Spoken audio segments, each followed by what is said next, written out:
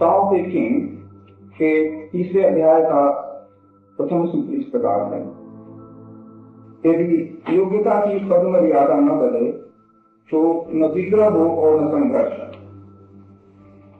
यदि दुर्लभ पदार्थों का महत्व न हो तो लोग दस्युवृत्ति से भी मुक्त रहेंगे। यदि उसकी ओर जो प्रेरणीय है उनका ध्यान आकृष्ट न किया जाए तो उनके हृदय अनुद्विग्न रहे।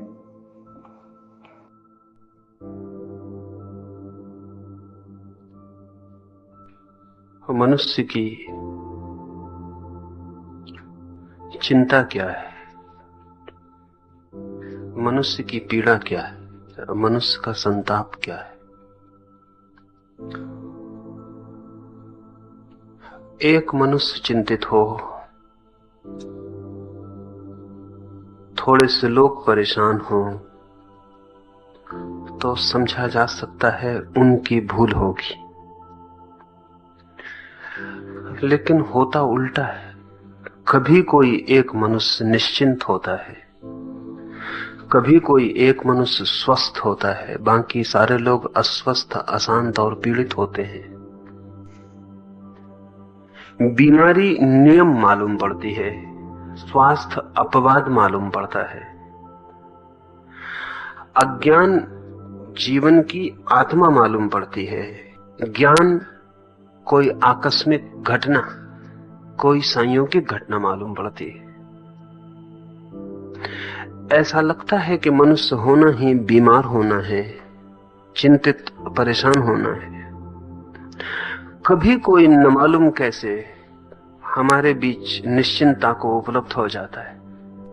या तो प्रकृति की कोई भूल चूक है या परमात्मा का कोई वरदान है,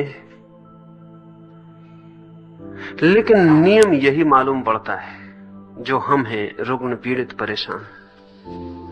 लाओ त्से का यह सूत्र बड़ा अद्भुत है। लाओ त्से यह कहता है कि इतने अधिक लोगों की परेशानी का कारण निश्चित ही मनुष्य के मन की बनावट, मनुष्य की संस्कृति के आधार, हमारे सभ्यता के सोचने के ढंग, हमारे समाज का ढांचा है। हम प्रत्येक व्यक्ति को इस भांति खड़ा करते हैं कि बीमार होना अनिवार्य है। पश्चिम में नवीनतम खोजें ये कहती हैं कि प्रत्येक व्यक्ति जीनियस की तरह पैदा होता है, प्रतिभाशाली पैदा होता है, लेकिन हम सब मिलकर ऐसी व्यवस्था करते हैं कि उसकी प्रतिभा को हम सब तरह से कुंठित और नष्ट कर देते हैं। स्वामी राम ने संस्मरण लिखा है कि वो जब जापान गए तो उन्होंने वहां देवदार के आकाश को छूने वाले वृक्षों को एक एक बलिष्ठ का देखा, एक एक बीते का देखा। वो बहुत हैरान हुए। वृक्ष छोटे पौधे नहीं थे, 100-100, 150 वर्ष पुराने थे, लेकिन उनकी ऊंचाई एक बलिष्ठ थी। तो उन्होंने मालियों से पूछा कि इसका राज क्या है। तो मालियों ने गमले उल्टा के बताया। नीचे से गमले टूटे हुए थे और नियमित रूप से वृक्षों की जड़ें काट दी जाती थी। नीचे जड़ें नहीं बढ़ पाती थी, ऊपर वृक्ष नहीं बढ़ पाता था। वृक्ष पुराना होता जाता, बूढ़ा हो जाता, लेकिन बलिष्ठ से ऊपर ना उठ पाता, क्योंकि उठने के लिए जड़ों का नीचे जाना जरूरी है, जमीन में प्रवेश करना जरूरी है। वृक्ष उतना ही ऊपर जाता है जितना नीचे उसकी जड़ें चली जाती। अब अगर माली ये तय कर ले कि जड़ों को नीचे पहुंचने ही नहीं देना है, काटते चले जाना, तो वृक्ष बूढ़ा होता जाएगा लेकिन बड़ा नहीं होगा।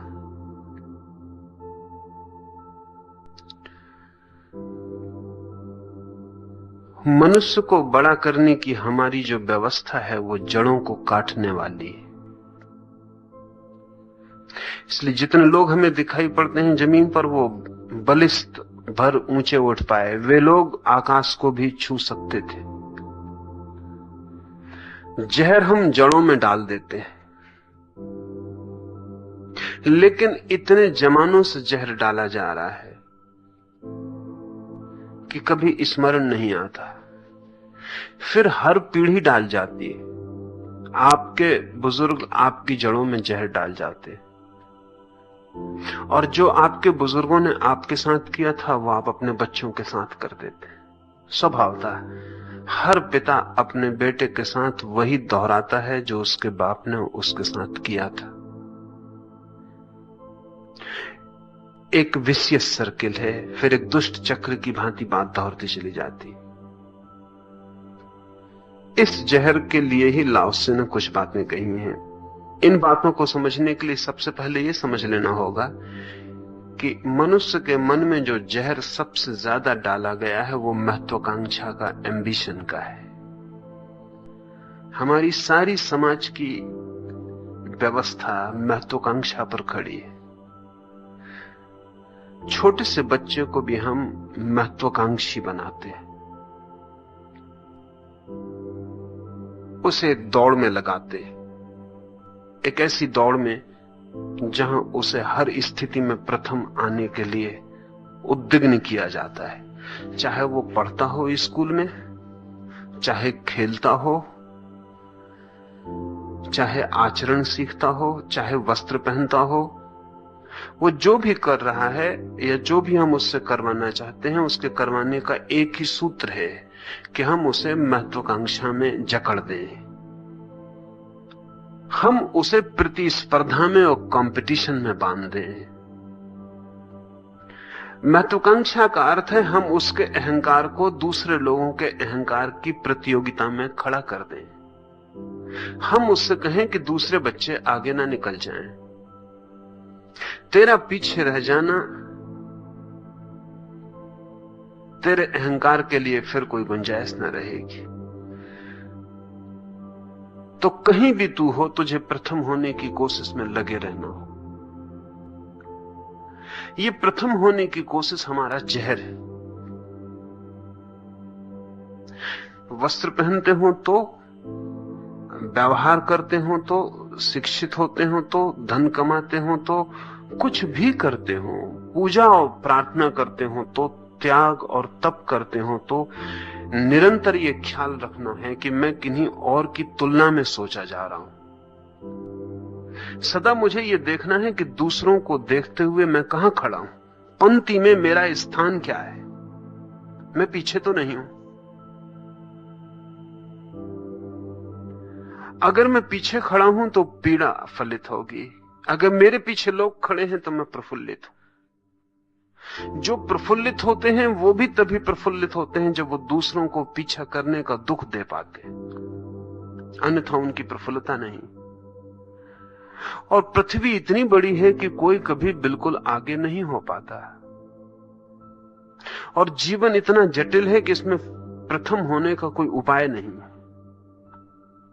जटिलता अनेक मुखी है। एक आदमी धन बहुत कमा लेता है, तब वो पाता है कि स्वास्थ्य में कोई उससे आगे खड़ा है। सड़क पे भीख मांग रहा आदमी, कपड़े फटे हुए हैं लेकिन शरीर उसका बेहतर है। एक आदमी स्वास्थ्य बहुत कमा लेता है तो पाता है सौंदर्य में कोई दूसरा आगे खड़ा है।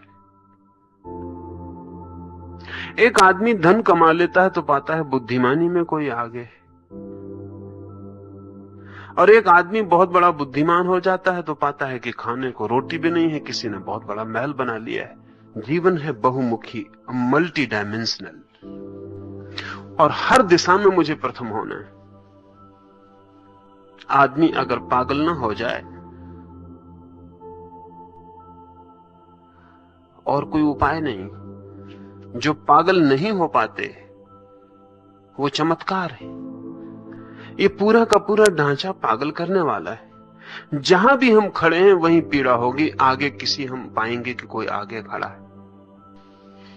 महत्वाकांक्षा का अर्थ है कभी ये मत सोचना कि तुम कौन हो, सदा ये सोचना कि तुम दूसरे की तुलना में कौन हो।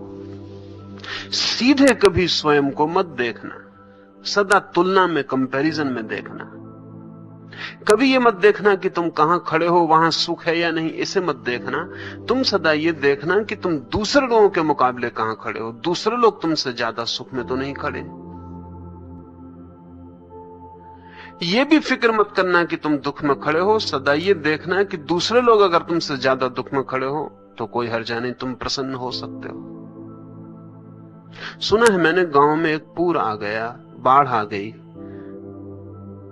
और एक बूढ़े किसान से उसका पड़ोसी कह रहा है, वो बूढ़ा किसान बहुत चिंतित और परेशान बैठा है, उसके सब खेत डूब गए, उसके गाय भैंस खो गए, उसकी बकरियां नदी में बह गईं।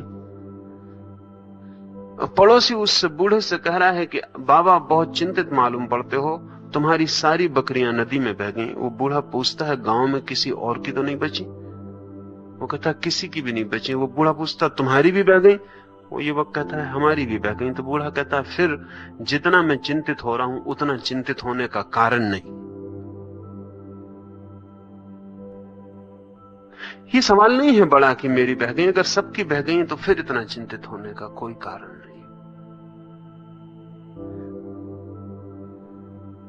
सुख हो या दुख, विचार सदा करना है कि हम कहां खड़े, पंक्ति में कहां खड़े। पंक्तिबद्ध चिंतन है हमारा। मुक्त व्यक्ति की तरह हम क्या हैं ये नहीं, पंक्ति में, कतार में हम कहां खड़े हैं, क्यू में हमारी जगह कहां है। और क्यू ऐसा है कि गोल है, वर्तुल है, सर्कुलर है, उसमें हम आगे बढ़ते चले जाते हैं। कई दफा हमें लगता है 1 को पार किया, 2 को पार किया, 3 को पार किया, आशा बड़ी बंधती है कि 3 को पार कर लिया तो जल्दी ही प्रथम हो जाएंगे, लेकिन हर बार पार करके पाते हैं कि आगे अभी लोग मौजूद हैं। क्यों गोल है, वो सीधी रेखा में नहीं है कि कोई उसमें आगे पहुंच जाए। और अक्सर तो ऐसा होता है कि बहुत दौड़ दौड़ के आगे पहुंचने वाला अचानक पाता है कि वो बहुत पीछे पहुंच गया। अगर कोई गोल घेरे में खड़े हुए क्यू में बहुत आगे पहुंचने की कोशिश करेगा तो किसी दिन पाएगा जिन्हें वो छोड़ गया था पीछे, वो अचानक आगे आ गए। इसलिए सफलता के शिखर पर पहुंचे लोग अक्सर विपन्न हो जाते हैं। सफलता के शिखर पर पहुंचे गए लोग अक्सर फ्रस्ट्रेटेड हो जाते हैं। वो फ्रस्ट्रेशन क्या है, वो विपन्नता क्या है? वो विपन्नता यह है कि आखिर में वो पाते हैं कि शिखर पे नहीं पहुंचे, जिन्हें पीछे छोड़ गए थे वो आगे खड़े।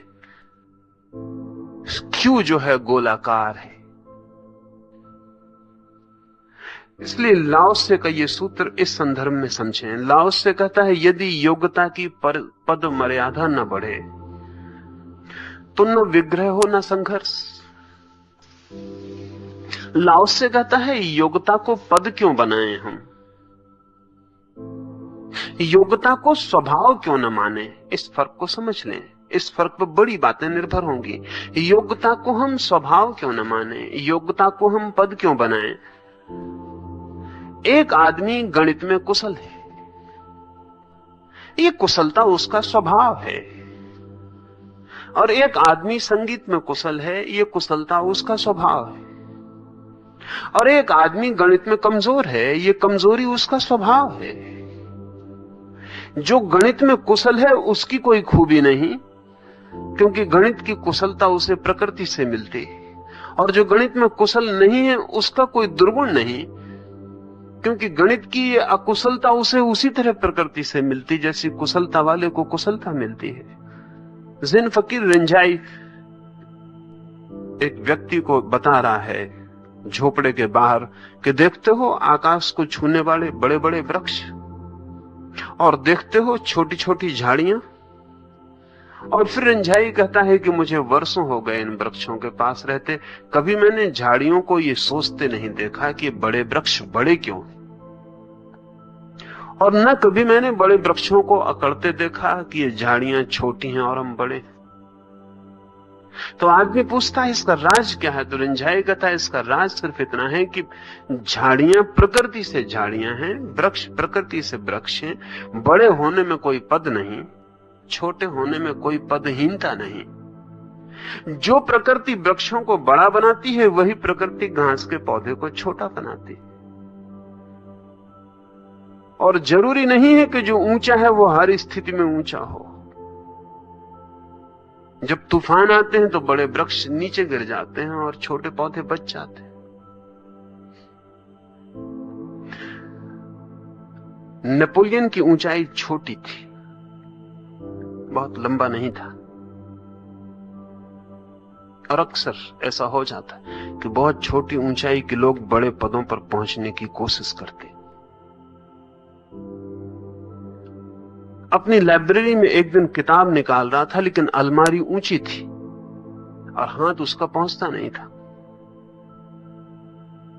तो उसके साथ जो उसका पहरेदार था, वो तो कुछ 7 फीट ऊंचा आदमी था। उसने कहा कि महानुभाव, अगर कुछ अनुचित ना हो और मैं आपके आगे बढ़ के निकालने की आज्ञा पाऊं तो मुझे आज्ञा दें। No one is higher than me in your army. मुझसे ऊंचा तुम्हारी सेना में कोई भी नहीं। नेपोलियन ने बहुत क्रोध से देखा और कहा कि नॉट हायर बट लॉन्गर। ऊंचा मत कहो, सिर्फ लंबा। तुमसे लंबा फौज में कोई भी नहीं। ऊंचे तो बहुत ही, ऊंचा तो मैं ही हूं।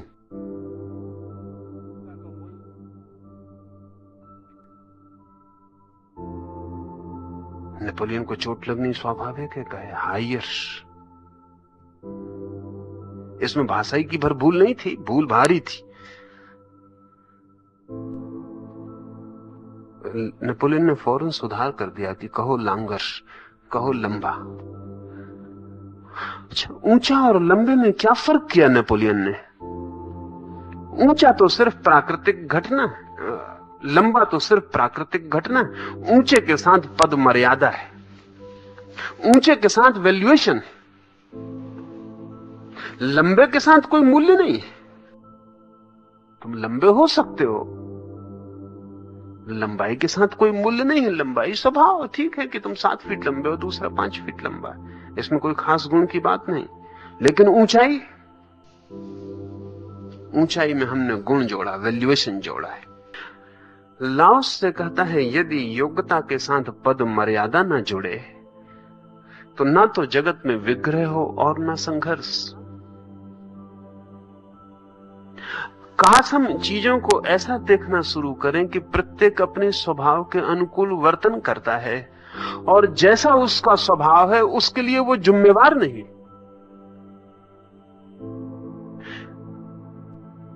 हम कभी अंधे आदमी को जिम्मेवार नहीं ठहराते कि तुम अंधे होने के लिए जिम्मेवार हो। एक आदमी जन्म से अंधा है, हम कभी ठहराते नहीं कि तुम जिम्मेवार हो, वरन हम दया करते हैं। अभी मेरे पास एक युवक कोई 2 साल पहले मिलने आया, 1.5 साल 2 साल हुआ। श्रीनगर में महावीर के ऊपर शिविर था। जब हम सब चले आए तब उस युवक को पता चला होगा, अंधा था। तो वो वहां से जबलपुर मेरे पास आया उतनी यात्रा करके। तो मैं उससे पूछा कि तू अंधा है, तुझे बड़ी तकलीफ हुई होगी, वो इतनी दूर की यात्रा तूने की है। उसने कहा कि नहीं, अंधा होने से मुझे बड़ी सुविधा है, सभी मुझे सहायता कर देते। कोई मेरा हाथ पकड़ लेता है, कोई मुझे टिकट दे देता है, कोई मुझे रिक्शे में बिठा देता है। अब यहां भी रिक्शा वाला मुझे मुफ्त ले आया है और वो बाहर राह देख रहा है कि मैं आपसे मिल के जाऊं तो वो मुझे स्टेशन वापस छोड़ देगा। अंधे होने से मुझे बड़ी सुविधा है, आंख होती तो इतनी सुविधा मुझे नहीं हो सकती थी। अंधे पर हम दया कर देते हैं क्योंकि हम मानते हैं उसका कसूर क्या है। लेकिन बुद्धि मंद हो किसी की तो हम दया नहीं करते, हम कहते मूर्ख हो।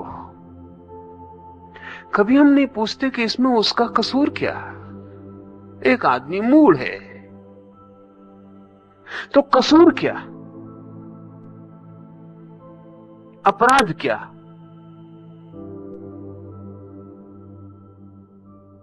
नहीं, उस पर हमें दया नहीं उठती। वो जगत में निंदित होगा, पीड़ित होगा, परेशान होगा, जगह जगह ठुकराया जाएगा, पीछे किया जाएगा, कोई उस पर दया नहीं करेगा। क्यों? क्योंकि बुद्धि को हमने महत्वाकांक्षा का सूत्र बना लिया। बिना बुद्धि के महत्वाकांक्षा में गति नहीं है। इसलिए बुद्धि का जो माप है, IQ जो है, बुद्धि का जो अंक है, वो बड़ा महत्वपूर्ण हो गया। उसमें भी बात क्या है, एक आदमी आइंस्टीन की तरह पैदा होता है, इसमें आइंस्टीन की गुणवत्ता क्या है? लाओस से ये कहता है इसमें आइंस्टीन का हाथ क्या है? और एक आदमी एक महामूढ़ की तरह पैदा होता है, इसमें उसका कसूर क्या है? लाओस से ये कह रहा है कि प्रकृति इसे ऐसा बनाती और उसे वैसा बनाती। हम चूंकि इस प्रकृति को स्वीकार नहीं कर पाते और एक के साथ पद मर्यादा जोड़ देते हैं और दूसरे के साथ पदहीनता जोड़ देते हैं, तो हम विग्रह और कलह और संघर्ष को जन्म देते हैं।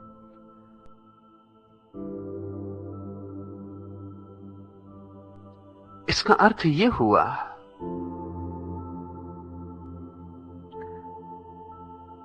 कि हम कभी ये नहीं देख पाते कि प्राकृतिक क्या है, स्वाभाविक क्या है। हम अपनी आकांक्षाओं को प्रकृति पर थोप कर विचार करते हैं। लाओस से है प्रकृतिवादी, वह है स्वभाववादी।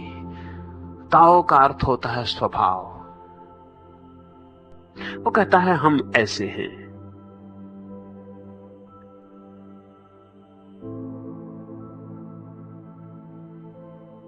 और ऐसा अपने को ही नहीं कहता, वो दूसरे भी कहता है कि दूसरा ऐसा है।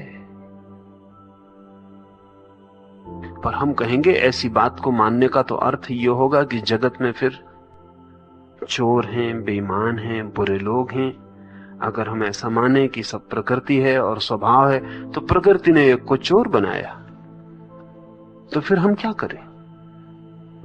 प्रकृति ने एक को बेईमान बनाया, तो फिर हम क्या करें? बेईमान को स्वीकार करें और बेईमानी चलने दें? लाओसे के साथ नीतिवादी का यही संघर्ष है। नीतिवादी कहेगा ये सूत्र खतरनाक है। समझ लें, इतने दूर तक भी मान लें कि एक आदमी मूढ़ है और एक आदमी बुद्धिमान है, तो ठीक है, चलो प्रकृति है। लेकिन एक आदमी बेईमान है,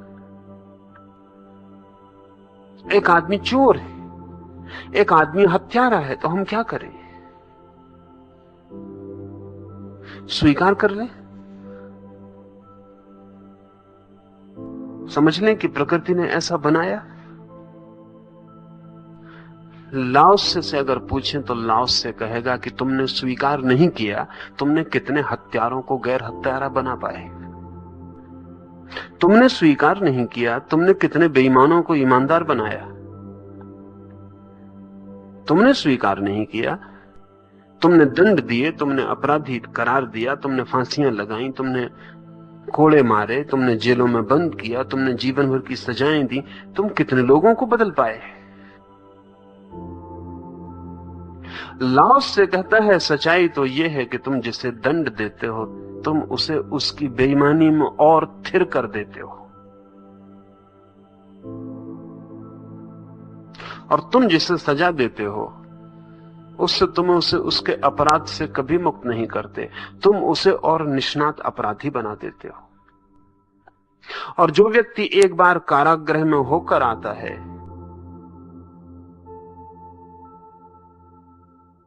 वो व्यक्ति धीरे धीरे कारागृह का पंछी हो जाता है, क्योंकि कारागृह में उसे सत्संग मिलता है।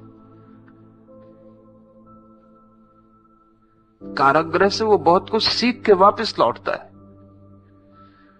कारागृह से वो वैसे ही वापस नहीं लौटता जैसा गया था। कारागृह में उसे गुरु मिल जाते हैं, और बड़े जानकार मिल जाते हैं, अनुभवी मिल जाते हैं।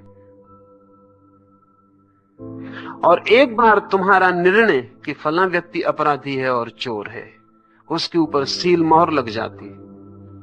उसको ईमानदार होने का अब उपाय नहीं रह जाता। अब वो ईमानदार होना भी चाहे तो कोई स्वीकार करने को तैयार नहीं। लाओस से कहता है कि तुम एक बेईमान को ईमानदार नहीं बना पाए। इंग्लैंड में कोड़े की सजाएं थी चोरों के लिए, 150 साल पहले बंद की गई, क्योंकि सड़क के चौराहे पे खड़े करके कोड़े मारते थे नग्न, ताकि सैकड़ों लोग देख लें और प्रभावित हों और दूसरे लोग चोरी ना करें। लेकिन 150 साल पहले ऐसा हुआ कि भीड़ खड़ी थी और 2 आदमी उस भीड़ में जेब काट रहे थे। और एक आदमी को नग्न करके बीच में कोड़े मारे जा रहे थे। भीड़ तो देखने में संलग्न थी, किसी को ख्याल न था कि कोई जेब काट लेगा। वहां अनेक लोगों की जेबें कट गईं। तो इंग्लैंड के पार्लियामेंट में विचार चला कि तो हैरानी की बात, हम सोचते हैं कि कोड़े मारे जाएं सड़क पर कि लोग चोरी ना करें। हैरानी मालूम होती है, जहां कोड़े मारे जा रहे थे वहां लोगों की जेबें कट गईं, क्योंकि लोग इतने तल्लीन थे देखने में कोड़े, और किसी को ख्याल न था कि यहां चोरी हो जाए।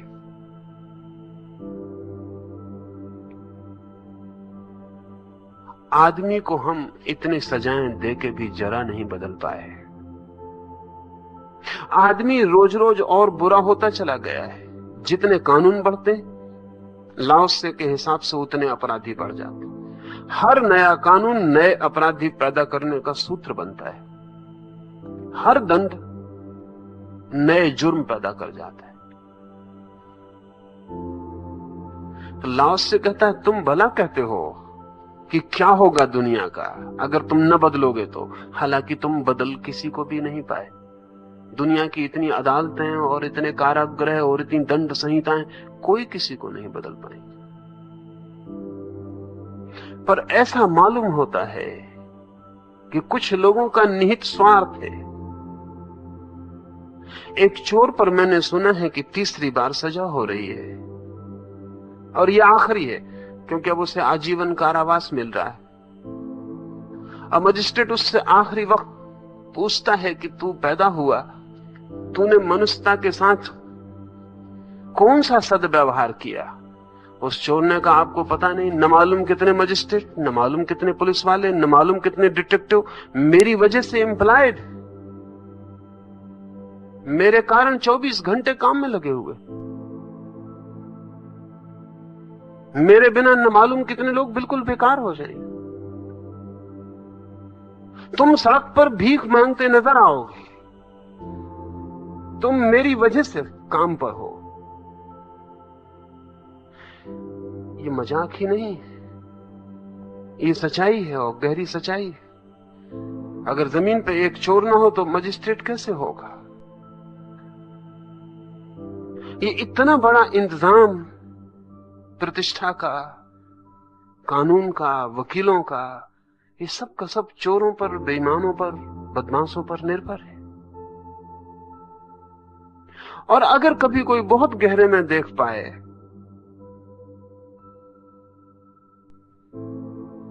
तो उसे दिखाई पड़ेगा कि ये सारा का सारा व्यवस्थापक वर्ग जो है लाओसे की बात सुन के राजी नहीं होगा।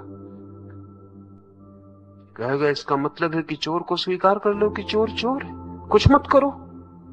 तो फिर ये जो करने वाले हैं इनका क्या होगा? और बहुत मजे की बात है कि ऐसा अनुभव है मनोवैज्ञानिकों का, ऐसा निरंतर शोध है कि आमतौर से कानून को व्यवस्था देने वाले वे ही लोग होते हैं कि अगर कानून ना हो तो वो कानून को तोड़ने वाले होंगे। असल में चोर को डंडा मारने में चोर को ही मजा आता है। सुना है मैंने कि नसरुद्दीन एक दुकान पर काम कर रहा है, लेकिन ग्राहकों से उसका अच्छा व्यवहार नहीं, तो उसे निकाल दिया गया है। जिस दुकान के मालिक ने उसे निकाल दिया है कहके कि तुम्हारा ग्राहकों से व्यवहार अच्छा नहीं, ध्यान रखो कानून नियम यही है दुकान के चलाने का कि ग्राहक सदा ठीक, the customer is always right. तो यहां ये नहीं चल सकता कि तुम नौकर हो के दुकान के और तुम अपने को ठीक करने की सिद्ध करो कोशिश हो ग्राहक को गलत करने की। 15 दिन बाद उसने देखा कि नसरुद्दीन पुलिस का सिपाही हो गया, चौरस्ते पे खड़ा। उसने कहा, नसरुद्दीन क्या सिपाही की नौकरी पे चले गए? नसरुद्दीन ने कहा, मैंने फिर बहुत सोचा, this is the only job where customer is always wrong. जहां ग्राहक सदा गलत होता, ये और धंधा अपने को नहीं जमेगा।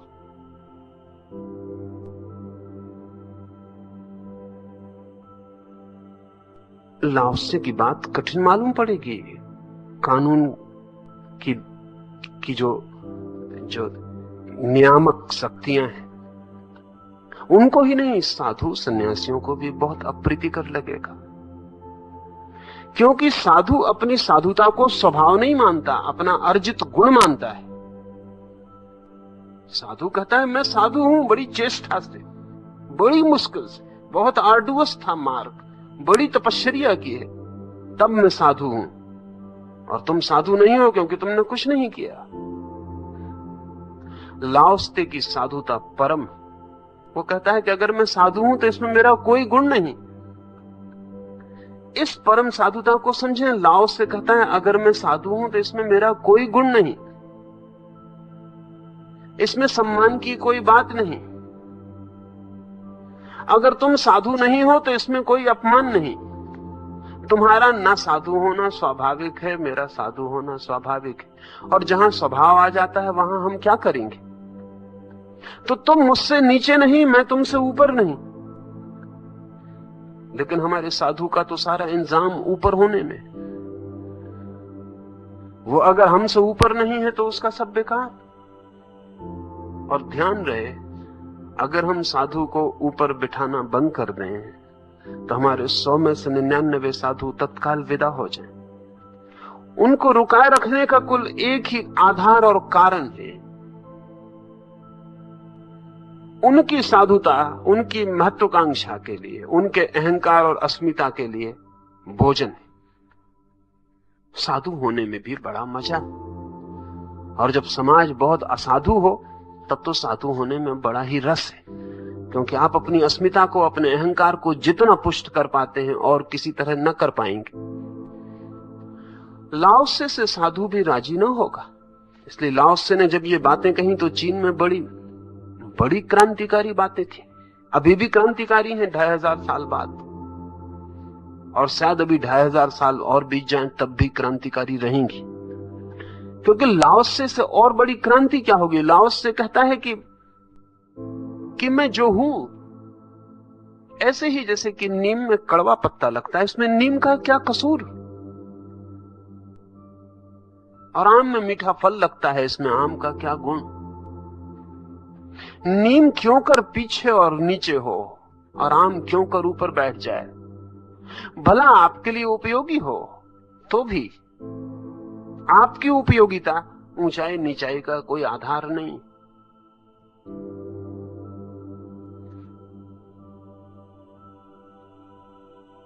साधु का, न्यायविद का, नीति शास्त्री का जो विरोध होगा वो समझ लेना चाहिए। वो विरोध ये होगा कि समाज तो पतित हो जाएगा,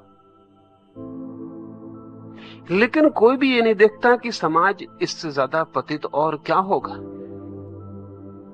समाज पतित है, हो जाएगा नहीं। और जब समाज पतित है तो नीति शास्त्री कहता है कि अगर हम लाओत्से जैसे लोगों की बात मान लें तो और बिगड़ जाएगी हालत। लेकिन लाओत्से का कहना यह है कि तुम्ही ने बिगाड़ी है यह हालत। चोर को तुम निंदित करके सुधार तो नहीं पाते हो, निंदित करके उसके बदलने की जो संभावना है उसका द्वार बंद कर देते हो।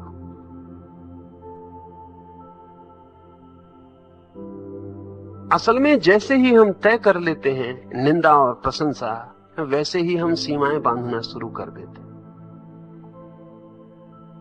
और जैसे ही हम निंदा और प्रशंसा के घेरे बनाने लगते हैं और किन्हीं को बुरा और किन्हीं को अच्छा कहने लगते हैं, तो जिस व्यक्ति को हम बुरा कहते हैं धीरे धीरे हम उसे बुरा होने को मजबूर करते हैं, और जिस व्यक्ति को हम अच्छा कहते हैं धीरे धीरे हम उसे उसकी अच्छाई में भी पाखंड निर्मित करवा देते हैं। क्यों? क्योंकि जिसे हम अच्छा कहते हैं उसे हम बुरे होने की सुविधा नहीं छोड़ते। और कोई आदमी इतना अच्छा नहीं है कि उसमें बुराई हो ही नहीं, और कोई आदमी इतना बुरा नहीं है कि उसमें अच्छाई हो ही नहीं। लेकिन हम चीजों को दो टुकड़ों में तोड़ देते हैं। हम कहते हैं यह आदमी अच्छा है, इसमें बुराई है ही नहीं। और जब उसकी जिंदगी के भीतर की बुराई का कोई हिस्सा प्रकट होना शुरू होगा तो उस आदमी को धोखा देना पड़ेगा। वो छिपाएगा, दबाएगा, जो उसके भीतर है उसे प्रकट नहीं करेगा, और जो उसके भीतर नहीं उसे प्रकट करेगा। हमारी ये चेष्टा, अच्छाई की प्रशंसा की चेष्टा, अच्छाई को पाखंड और हिपोक्रेसी बना देती। इसलिए जिसे हम अच्छा आदमी कहते हैं उसमें 99% पाखंडी होते। लेकिन एक बार हमने अच्छाई का लेबल उन पर लगा दिया है तो वो अपने लेबल की रक्षा के लिए जीवन भर कोशिश करते हैं। जिसको हम बुरा कह देते हैं उसको हम अच्छे होने का द्वार बंद कर देते हैं, क्योंकि जब हम उसे इतना बुरा कह चुके होते हैं, वो इतनी बार सुन चुका होता है कि बुरा है, तो धीरे धीरे अच्छे होने की जो आकांक्षा है, जो संभावना है, जो एडवेंचर है, वो उसके प्रति असमर्थ अपने को पाने लगता है। वो सोचता है ये होने वाला नहीं, मैं बुरा हूं, निंदित हूं, ये मुझसे होने वाला नहीं। तब धीरे धीरे मैं बुरे में ही कैसे कुशल हो जाऊं, यही उसकी जीवन यात्रा बन जाती। लाओस से कहता है बुरे को बुरा मत कहो, भले को भला मत कहो, लेबलिंग मत करो, पद मत बनाओ, इतना ही जानो कि सब अपने स्वभाव से जीते। इसका क्या अर्थ होगा? इसका अर्थ होगा कि समाज में कोई कैटेगरी नहीं, समाज में कोई हायरार्की नहीं, समाज में कोई ऊंचा और नीचा नहीं। क्या इसका मतलब कम्युनिज्म होगा? ये थोड़ा सोचने जैसा है। लाओस से जिस मनुष्य की व्यवस्था की बात कर रहा है, अगर वैसी स्वीकृत हो तो सभी मनुष्य असमान होंगे और फिर भी सभी अपने स्वभाव में होंगे, इसलिए कोई असमानता का बोध नहीं होगा। लाओस से यह कह रहा है कि एक आदमी धन कमा सकता है तो कमाएगा, और एक आदमी गंवा सकता है तो गंवाएगा, और एक आदमी भीख मांग सकता है तो भीख मांगेगा। लेकिन भीख मांगने वाला महल बनाने वाले से नीचा नहीं होगा, क्योंकि महल बनाने को हम कोई पद मर्यादा नहीं देते। हम कहते हैं ये उस आदमी का स्वभाव है कि वो बिना महल बनाए नहीं रह सकता, तो बनाता है। ये इस आदमी का स्वभाव है कि इसके हाथ में पैसा हो तो बिना लौटाए नहीं रह सकता, ये इसका स्वभाव है। हम कोई पद मर्यादा नहीं बनाते, हम स्वभाव को स्वीकार करते हैं, और हम हर तरह के स्वभाव को स्वीकार करते हैं। असल में साधुता का जो परम लक्षण है वो सब तरह की स्वीकृति, हर तरह के स्वभाव की स्वीकृति। और अगर ऐसी संभावना हो सके कि हम सब तरह के स्वभाव को स्वीकार करें, तो लाओस से कहता है फिर कोई विग्रह नहीं, फिर कोई संताप नहीं, कोई चिंता नहीं, कोई पीड़ा नहीं, कोई कलह नहीं।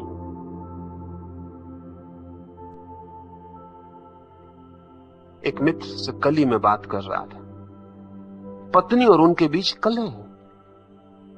स्वभाव था, उनको ऐसे ही ख्याल था जैसा सभी को ख्याल होता है। सभी को यह ख्याल होता है कि अगर ये स्त्री न होती, कोई दूसरी स्त्री होती तो कलह न होती। दूसरी स्त्री का कोई अनुभव नहीं, वो दूसरी स्त्री काल्पनिक, वो कहीं भी नहीं। स्त्री को भी यही ख्याल होता है कि इस आदमी के साथ जुड़ गया, ये भूल हो गई। कोई दूसरा पुरुष होता तो ये उपद्रव जीवन में न होता। तो दूसरा कौन सा पुरुष? वो काल्पनिक, वो कहीं है नहीं।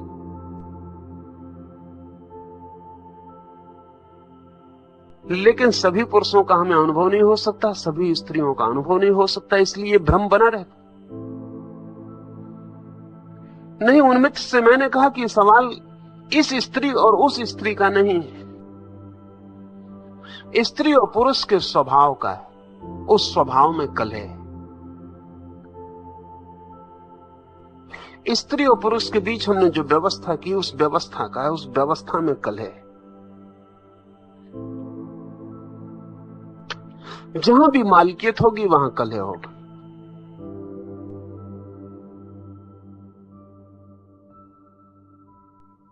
और जहां भी हम संबंधों को निश्चित करेंगे सदा के लिए, वहां कलह होगी। क्योंकि चित्त बहुत अनिश्चित है और संबंध बहुत निश्चित हो जाते। आज मैं किसी से कहता हूं कि तुमसे सुंदर कोई भी नहीं, कल सुबह कहूंगा ये जरूरी कहां है, कल सुबह ऐसा मुझे लगेगा ये भी जरूरी कहां है। और इसका यह अर्थ नहीं है कि मैंने जो आज कहा कि तुमसे सुंदर कोई भी नहीं, ये झूठ था। इसका यह अर्थ नहीं, बिल्कुल सच था। ये मेरे क्षण का सत्य था, इस क्षण मुझे ऐसा ही लगता था, लेकिन ये क्षण मेरे सारे भविष्य को बांधने वाला नहीं हो सकता। कल सुबह मुझे लगेगा कि नहीं, वो भूल थी, वो भी सत्य होगा उस क्षण का। और तब मैं क्या करूंगा? या तो इस पुराने सत्य का धोखा दूंगा, पाखंड खड़ा करूंगा, और पाखंड खड़ा करूंगा तो कलह होगी। मैं खुद ही अपनी आंखों में नीचे गिरता मालूम पड़ूंगा कि कल मैंने क्या कहा और आज मैं क्या करता हूं। जहां हम संबंध थिर करेंगे वहां अथिर मन कष्ट लाएगा। जहां मांग होगी वहां संघर्ष होगा। जहां ऊंचा नीचा होगा कोई, वहां जो ऊंचा है वो ऊंचे रहने की अपनी पूरी चेष्टा करेगा, इसलिए संघर्ष में रहेगा। जो नीचा है वो ऊपर आने की चेष्टा करेगा, इसलिए संघर्ष में रहेगा।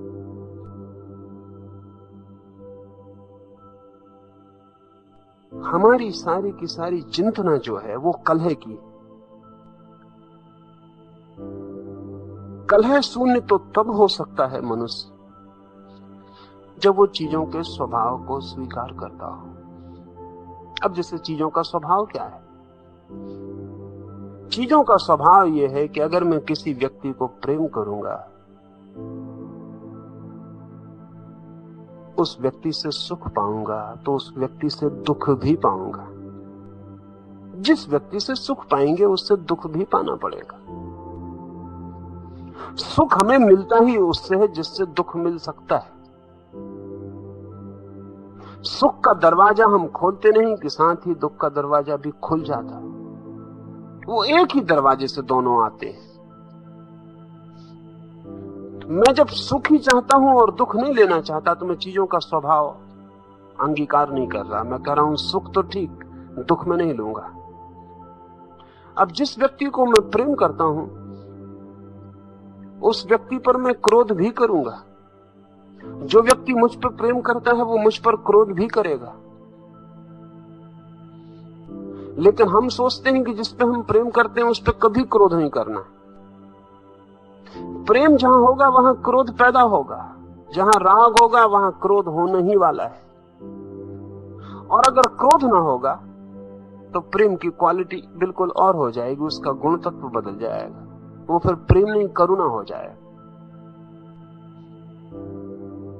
लेकिन करुणा से तृप्ति ना मिलेगी आपको, क्योंकि करुणा बिल्कुल शांत प्रेम, अनाग्रह से भरा हुआ प्रेम। आपको तृप्ति तो तब मिलती है जबकि पैशनेट, सक्रिय, आक्रामक प्रेम आपकी तरफ आता है। तभी आपको लगता है जब कोई आपको जीतने आता। अभी बड़े मजे की बात है, जब कोई आपको जीतने आता है तो आपको बड़ा सुख मालूम पड़ता है, लेकिन जब कोई आपको जीत लेता है तो बड़ा दुख मालूम पड़ता है। जब कोई जीतने आता है तो इसलिए सुख मालूम पड़ता है कि मैं जीतने योग्य हूं, नहीं तो कोई जीतने क्यों आएगा। और जब कोई जीत लेता है तब पीड़ा शुरू होती है कि मैं किसी का गुलाम हो गया।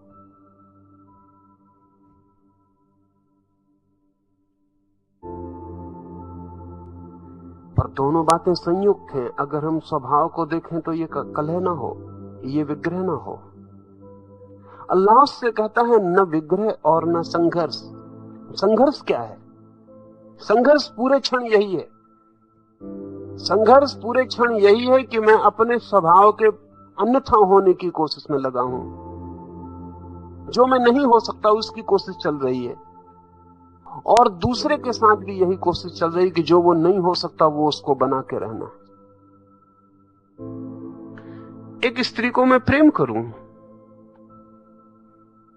तो उस प्रेम को मैं कर ही तब सकता हूं जब स्त्री मुझे प्रीतिकर है, इसलिए कर सकता हूं।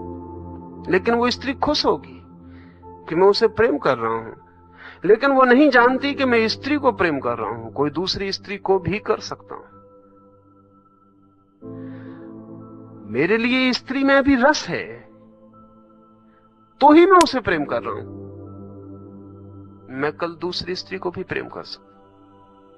वो खुश होगी क्योंकि मैंने उसे प्रेम किया, लेकिन कल पीड़ा शुरू होगी क्योंकि मैं किसी दूसरी स्त्री को प्रेम कर सकूं। इसलिए हर स्त्री जिससे आप प्रेम करेंगे, प्रेम के बाद तत्काल आपके पहरे पे हो जाएगी कि आप किसी और की तरफ प्रेम में तो नहीं झुक रहे, क्योंकि उसे पता तो चल गया कि आपका मन स्त्री के प्रति प्रेम से भरा हुआ है। और मन कोई व्यक्तियों को नहीं जानता, मन तो केवल शक्तियों को जानता है। मन आ नाम के पुरुष को, बा नाम की स्त्री को नहीं जानता, मन तो स्त्री और पुरुष को जानता है। अब वो स्त्री कोशिश करेगी कि आपके मन में स्त्री का प्रेम ना रह जाए, लेकिन जिस दिन स्त्री का प्रेम चला जाएगा उसी दिन ये स्त्री भी मन से चली जाएगी। अब संघर्ष भयंकर है। अब इसकी चेष्टा ये होगी कि स्त्री से तो प्रेम रहे, लेकिन मेरे भीतर जो स्त्री उसी से रह जाए। अब एक संघर्ष है जो इम्पॉसिबल है, जो असंभव है, जो हो नहीं सकता, जो कभी कभी पूरा नहीं हो सकता, जिसमें सिवाय विषाद के और कुछ हाथ नहीं लगेगा। सब तरफ ऐसा होता है, सब तरफ ऐसा होता है। वोल्टेयर ने लिखा है कि एक वक्त था कि रास्ते से मैं गुजरता था तो सोचता था कि कोई मुझे नमस्कार करे, पर लोग नहीं करते थे, लोग जानते ही नहीं थे। तो बड़ी पीड़ा होती थी। बड़ी मेहनत करके वोल्टेयर उस जगह पहुंचा जहां की गांव से निकलना मुश्किल हो गया। तो वोल्टेयर ने लिखा है कि दुष्टों ने नींद हराम कर दी, अकेला घूमने नहीं निकल सकता हूं, कोई न कोई मिल जाएगा, नमस्कार करके साथ होकर बात करने लगता है। तो वोल्टेयर ने अपनी डायरी में लिखा है कि अब मुझे ख्याल आता है कि उपद्रव मैंने ही मोल लिया। ये तो बेचारे पहले नमस्कार करते ही नहीं थे, मैं निकल जाता था तब इसकी पीड़ा होती थी कि कोई नमस्कार करने वाला नहीं, और अब बाजार इकट्ठा हो जाता है जहां निकलता हूं तो पीड़ा होती है कि दुष्ट पीछा कर। आदमी का मन, जिन बीमारियों को हम निमंत्रण देते हैं, जब वो आ जाती हैं तब परेशान होते। पहले आदमी चाहता है कि यश मिल जाए, और यश मिलते ही आइसोलेशन चाहता है। पहले चाहता है यश मिल जाए, यश का मतलब है भीड़ मिल जाए, भीड़ मिलते ही भीड़ से घबराहट होती है। हिटलर पूरी कोशिश करता है कि भीड़ मिल जाए, जब भीड़ मिल जाती है तो फिर भीड़ से बचने की कोशिश करनी पड़ती। बड़ी मजे की बात है, जिन्हें भीड़ नहीं मिली वो परेशान है, जिन्हें भीड़ मिल गई वो परेशान है। लाओस से कहता है स्वभाव को हम स्वीकार नहीं करते, इससे कठिनाई है, और ये नहीं देखते कि हर चीज के साथ बहुत सी चीजें और जुड़ी हुई हैं, वो साथ ही चली आती, उनको बचाया नहीं जा सकता। कोई मुझे अपमान न करे, हम चाहते हैं, और सब हमें सम्मान करें, ये भी हम चाहते हैं, और जहां सम्मान आया वहां अपमान अनिवार्य है। इस स्वभाव को हम नहीं देख पाते, ये स्वभाव हमें दिखाई पड़ जाए तो लाओस से कहता है अपमान नहीं चाहते तो सम्मान भी मत चाहो, सम्मान चाहते हो तो अपमान के लिए भी राजी रहो। फिर कोई कठिनाई नहीं, फिर कोई विग्रह नहीं, फिर भीतर कोई कॉन्फ्लिक्ट नहीं, फिर भीतर कोई संघर्ष नहीं। और जब एक एक व्यक्ति के भीतर संघर्ष होता है तो पूरे समाज में संघर्ष होगा ही। जब एक एक व्यक्ति 24 घंटे लड़ाई में लगा हुआ है, जिसे हम जीवन कहते हैं, उसे जीवन कहा नहीं जा सकता, क्योंकि हम 24 घंटे कर क्या रहे हैं, न मालूम कितनी तरह की लड़ाइयां लड़ रहे हैं। बाजार में आर्थिक लड़ाई लड़ रहे हैं, घर पर पारिवारिक लड़ाई लड़ रहे हैं, मित्रों में लड़ाई चल रही है, पॉलिटिक्स चल रही। अगर एक आदमी के हम सुबह से लेकर रात तक सो जाने तक की पूरी चर्या देखें तो सिवाय मोर्चे बदलने के और क्या है। इधर मोर्चा बदलता है, उधर मोर्चा, इधर आके एक दूसरे फ्रंट पे लग जाता है, इधर से किसी तरह छूटता है तो दूसरी लड़ाई पे लग जाता है। लड़ाइयां बदलने में थोड़ी राहत जो मिल जाती हो, बाकी लड़ाई चल रही है। कहीं कोई उपाय नहीं जहां लड़ाई के बाहर हो सके। रात सो जाता है तो भी सपने लड़ाई के, वही संघर्ष सपनों में लौट आता है। संघर्ष से भरी हुई ये चित्त की दशा क्यों है?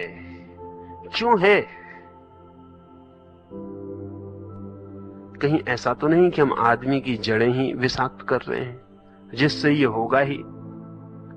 यही है, हम जड़ें विषाक्त कर रहे हैं, और हमारी जड़ें विषाक्त करने का जो योजनाबद्ध कार्य है वो इतना पुराना है कि हमारे कलेक्टिव माइंड, हमारे पूरे समूह मन का हिस्सा हो गया है।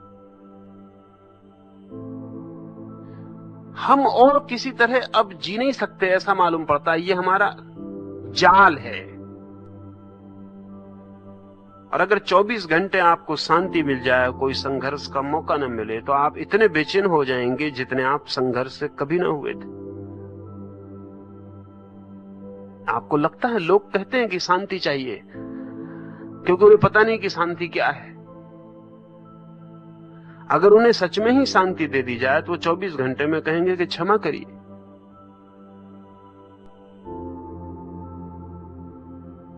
ये शांति नहीं चाहिए,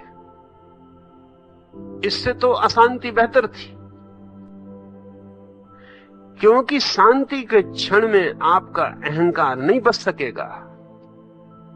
अहंकार बसता है कलह में, संघर्ष में, जीत में, हार में। हार भी बेहतर है, उसमें भी अहंकार तो बना ही रहता है। ना कुछ से हार बेहतर है, उसमें अहंकार तो बना ही रहता है। लेकिन अगर पूरी शांति हो तो आपका अहंकार नहीं बचेगा, आप नहीं बचोगे। पूरी शांति में शांति ही बचेगी, आप नहीं बचोगे। वो बहुत घबराने वाली होगी। उससे आप निकल के बाहर आ जाओगे, आप कहोगे ऐसी शांति नहीं चाहिए। इससे तो नरक बेहतर। कुछ कर तो रहे थे, कुछ हो तो रहा था, होता या ना होता, होता हुआ मालूम होता था। व्यस्त थे, लगे थे, और मन में एक ख्याल था कि बड़े भारी काम में लगे। जितना बड़ा संघर्ष होता है उतना लगता है कि बड़े भारी काम में लगे। इसलिए लोग छोटे मोटे संघर्ष छोड़ के बड़े संघर्ष खोज लेते, छोटी मोटी मुसीबतें छोड़ के बड़ी मुसीबतें खोज लेते हैं। अपने घर की काफी नहीं पड़ती तो पास पड़ोस की खोज लेते, समाज की, देश की, राष्ट्र की, मनुष्यता की बड़ी तकलीफें खोज लेते हैं। छोटी तकलीफें उनके काम की नहीं। एक युवक अभी मेरे पास आया था। वो अमेरिकन शांतिवादियों के दल का सदस्य है, और भारत में उनके 400 लोग शांति की कोशिश करते हैं। वो यहां आके संन्यास लिया। तो मैं उससे पूछा कि तू कहीं अपनी अशांति से बचने के लिए तो दूसरों की शांति के लिए कोशिश नहीं कर रहा है? वो बहुत चौंका। उसने कहा, क्या आप कहते? बात तो यही है, पर आपको पता कैसे चला? घर में इतनी अशांति है, पिता से बनती नहीं, मां से बनती नहीं, भाई से बनती नहीं, और हालात ऐसे हो गए थे कि अगर मैं रुक जाऊं घर में तो खून खराबा हो जाएगा, या तो मैं मार डालूं पिता को या पिता मुझे मार डाले। इसलिए घर से भागना जरूरी था। ये जब मैंने सुनी कि भारत में शांति की जरूरत है,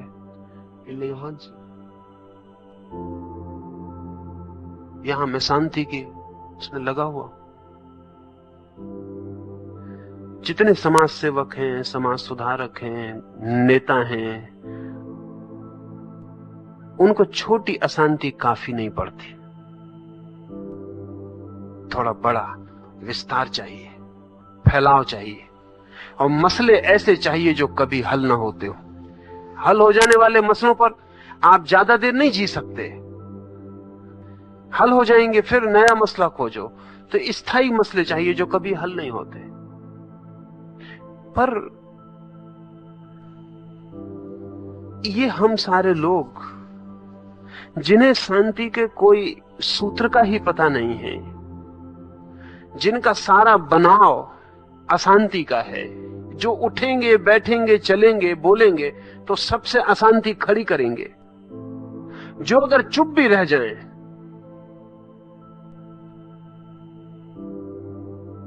नसरुद्दीन अपनी पत्नी से बात कर रहा है। पत्नी आधा घंटे बोल चुकी है। नसरुद्दीन कहता है, देवी तुझे आधा घंटा हो गया और मैं हाँ हूं भी नहीं कर पा रहा हूं। उसकी पत्नी कहती, तुम चुप रहो, लेकिन तुम्हारे चुप बैठने का ढंग इतना खतरनाक है, सो एग्रेसिव। तुम चुप बैठे जरूर हो, लेकिन तुम इस ढंग से बैठे हो कि I can not stand it. आदमी शांत भी इस ढंग से बैठ सकता है कि आक्रामक लगे, आपके चुप होने का ढंग भी ऐसा हो सकता है कि उससे गाली देना भी बेहतर हो। हमारा होने की व्यवस्था कलह की है। उसमें अगर हम चुप भी बैठते हैं तो आदमी कहता है मैं तो चुप ही रहता हूं, मैं तो कुछ बोल ही नहीं रहा, लेकिन उनका ना बोलना भी काम करता है। आप अक्सर नहीं तभी बोलते हैं जब आपको बोलने से भी ज्यादा खतरनाक बात कहनी होती, तब आप चुप रह जाते हैं। क्योंकि जितने वजन के शब्द चाहिए वो नहीं मिलते, गाली देनी है कोई बजनी वो नहीं मिलती, चुप रह जाते। ऐसा लेकिन क्यों है? लाओ से के हिसाब से ऐसा इसलिए है कि हमने स्वभाव को स्वीकृति नहीं दी और हमने स्वभाव के साथ एक खिलवाड़ किया है, और वो खिलवाड़ है पद मर्यादा का। हम कहते हैं फला नीचा है फला ऊंचा है। यूटिलिटी की वजह से जिस चीज की हमें उपयोगिता ज्यादा मालूम पड़ती है हम उसे ऊंचा कहने लगते हैं, लेकिन जब उपयोगिता बदलती तो आपको पता है ऊंचे नीचे की व्यवस्था बदलती है। एक जमाना था पुरोहित सबसे ऊंचा था, प्रीस्ट। क्यों? उसकी यूटिलिटी थी, उसकी उपयोगिता थी। आकाश में बादल गरजते और बिजली चमकती तो कोई भी कुछ नहीं जानता था, वो पुरोहित ही जानता था कि इंद्र देवता नाराज है। अब इंद्र देवता को कैसे प्रसन्न किया जाए इसका सूत्र भी उसे ही पता था, मंत्र उसके पास था, तो राजा भी उसके पैर में बैठता था जाके। और इसलिए पुरोहित ने हजारों हजारों साल तक वो जो जानता है उसे और लोग न जान लें इसकी भरसक चेष्टा की, क्योंकि उसकी मनोपाली उस जानकारी पर ही थी। कुछ बातें थी जो वो जानता था और कोई नहीं जानता था। सम्राट भी उसके पास पूछने आते, उनको भी उसके पैर छूने पड़ते। तो दुनिया में पुरोहित सबसे ऊपर था, लेकिन आज वो सबसे ऊपर नहीं। 20 वर्षों में वैज्ञानिक उस जगह बैठ जाएगा जहां 2000 साल पहले पुरोहित था। आज एक वैज्ञानिक की इतनी कीमत है जिसका कोई हिसाब नहीं, क्योंकि एक वैज्ञानिक पे सब कुछ निर्भर करता है, सारा भाग्य। एक आदमी जर्मनी से चोरी चला जाए तो पूरा भाग्य बदल जाता है, एक आदमी रूस से खिसक जाए तो पूरी किस्मत डमाडोल हो जाती।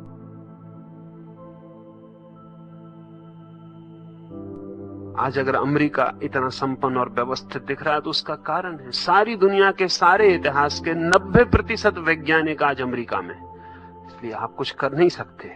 और एक इंतजाम है कि वैज्ञानिक कहीं भी पैदा हो, खिंचा हुआ जैसे पानी सागर में चला आता नदियों का, ऐसा वैज्ञानिक अमेरिका खिंच जाता, कहीं भी पैदा हो, इससे कोई फर्क नहीं पड़ता, पूरा इंतजाम है। वो कहीं भी पैदा हो वो खिंचता हुआ चला जाएगा। इंग्लैंड में अभी एक बड़ी कॉन्फ्रेंस चिंतकों की हुई और उन्होंने कहा कि हमें किसी तरह अपने विचारक को अमेरिका जाने से रोकना चाहिए, हम मर जाएंगे। लेकिन आप रोक नहीं सकते, आप कैसे रोकेंगे?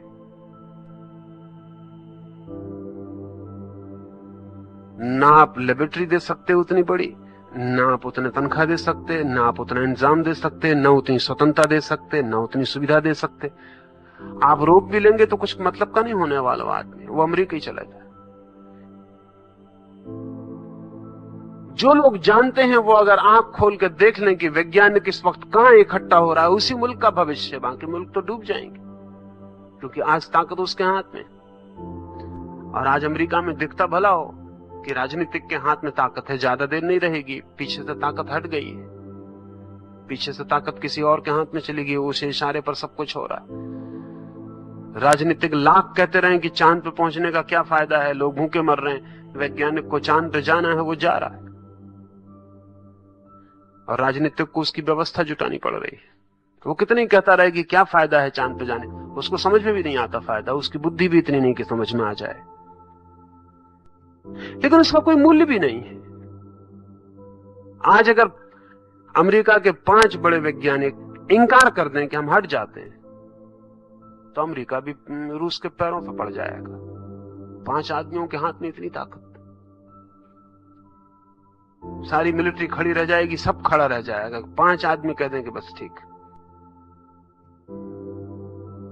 यूटिलिटी बदल गई। पुरोहित नहीं है वो ऊपर, अब वैज्ञानिक है ऊपर।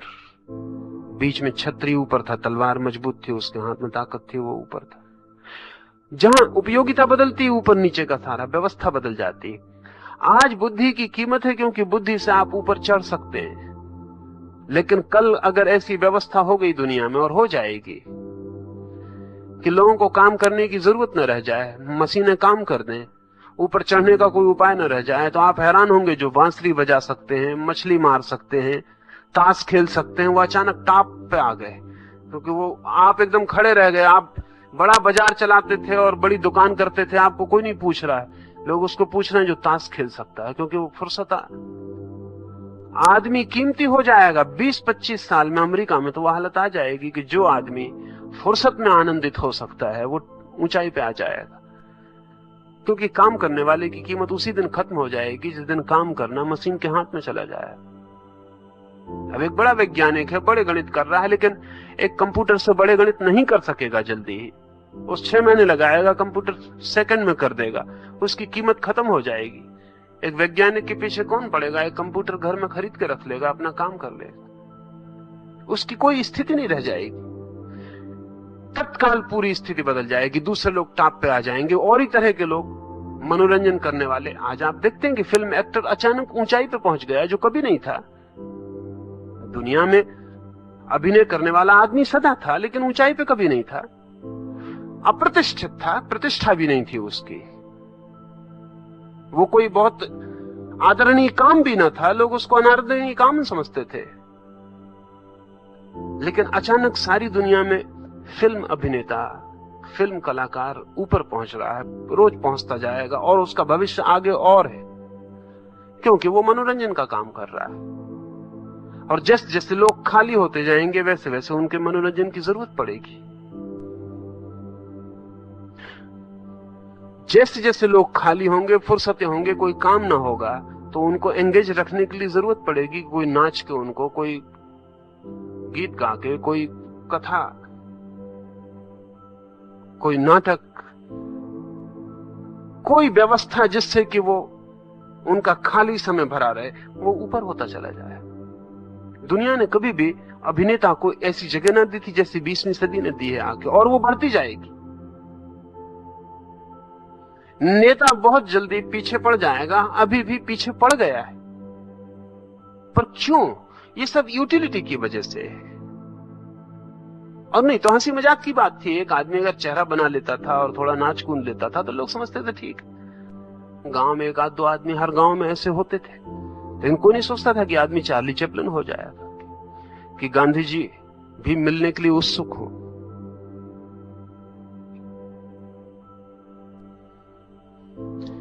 चार्ली चैपलिन हो जाएगा ये आदमी, गांव का हंसर मजूक में। ठीक था, गांव में बेकार आदमी हर गांव में होते थे जो इस तरह के कुछ काम करते थे, और गांव उनको कभी कभी बेमौके उनकी तलाश भी कर लेता था। शादी विवाह होती, कुछ होता, गांव में जलसा होता, वो आदमी कुछ लोगों को मजा देते थे। बाकी वो प्रतिष्ठित ना थे, वो काम कोई अच्छा काम ना था, लेकिन इतने जोर से वो प्रतिष्ठित हो जाएगा, लोगों के काम का मूल्य गिर जाएगा, मनोरंजन का मूल्य बढ़ेगा, तो प्रतिष्ठा बदल जाएगी। कौन ऊपर होगा, कौन नीचे होगा, ये सिर्फ उपयोगिता से होता रहता है, लेकिन स्वभाव से कोई ऊंचा और नीचा नहीं है। लाओ से कथा, स्वभाव से तुम जैसे हो वैसे हो। और यदि हम इसको स्वीकार कर लें तो फिर कोई विग्रह नहीं, फिर कोई कलह नहीं, फिर कोई संघर्ष नहीं है, भीतर भी और बाहर भी। यदि दुर्लभ पदार्थों को महत्व न दिया जाए तो लोग दस्यु वृत्ति से भी मुक्त रहे।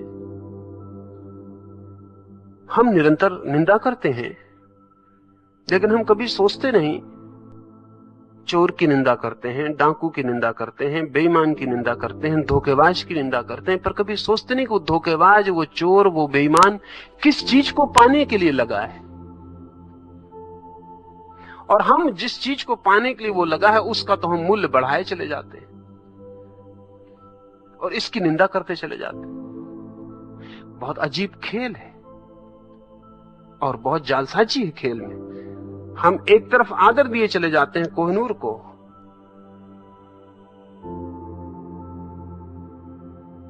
और दूसरी तरफ कोहिनूर को पाने वाले की जो कोशिश चल रही है उसको हम कहते हैं कि ठीक नहीं है। और कोहिनूर एक है और 3 अरब आदमी हैं और सभी कोहिनूर चाहते हैं। अब एक ही है कोहिनूर, सभी को मिल सकता नहीं, इसलिए नीति नियम से कोहिनूर को खोजना संभव नहीं है। और फिर रोज दिखाई पड़ता है कि जो नीति नियम की सब व्यवस्था छोड़ के घुस पड़ता है वो कोहिनूर पा लेता। जब रोज दिखाई पड़ रहा हो तो जो लोग क्यों बनाए हुए खड़े हैं कब तक खड़े रहेंगे? और जो खड़े रहते हैं क्यों बनाए पाने वाला उनसे कहता है तुम बुद्धू हो, तुमसे कहा किसने कि तुम क्यों बनाए खड़े रहो? ये तो हमारी तरकीब है जिनको क्यों तोड़ के आगे पहुंचना है, बाकी लोगों को क्यों में लगा देते। उनको हम समझा देते हैं कि तुम क्यों मत तोड़ना, इससे बहुत पाप होता है। सुना है मैंने एक अदालत में एक चोर से मजिस्ट्रेट ने पूछा है कि तुम्हें शर्म ना आई इतने ईमानदार और भले आदमी को धोखा देते? उस आदमी ने कहा कि वहां से बेईमान को तो धोखा दिया ही नहीं जा सकता।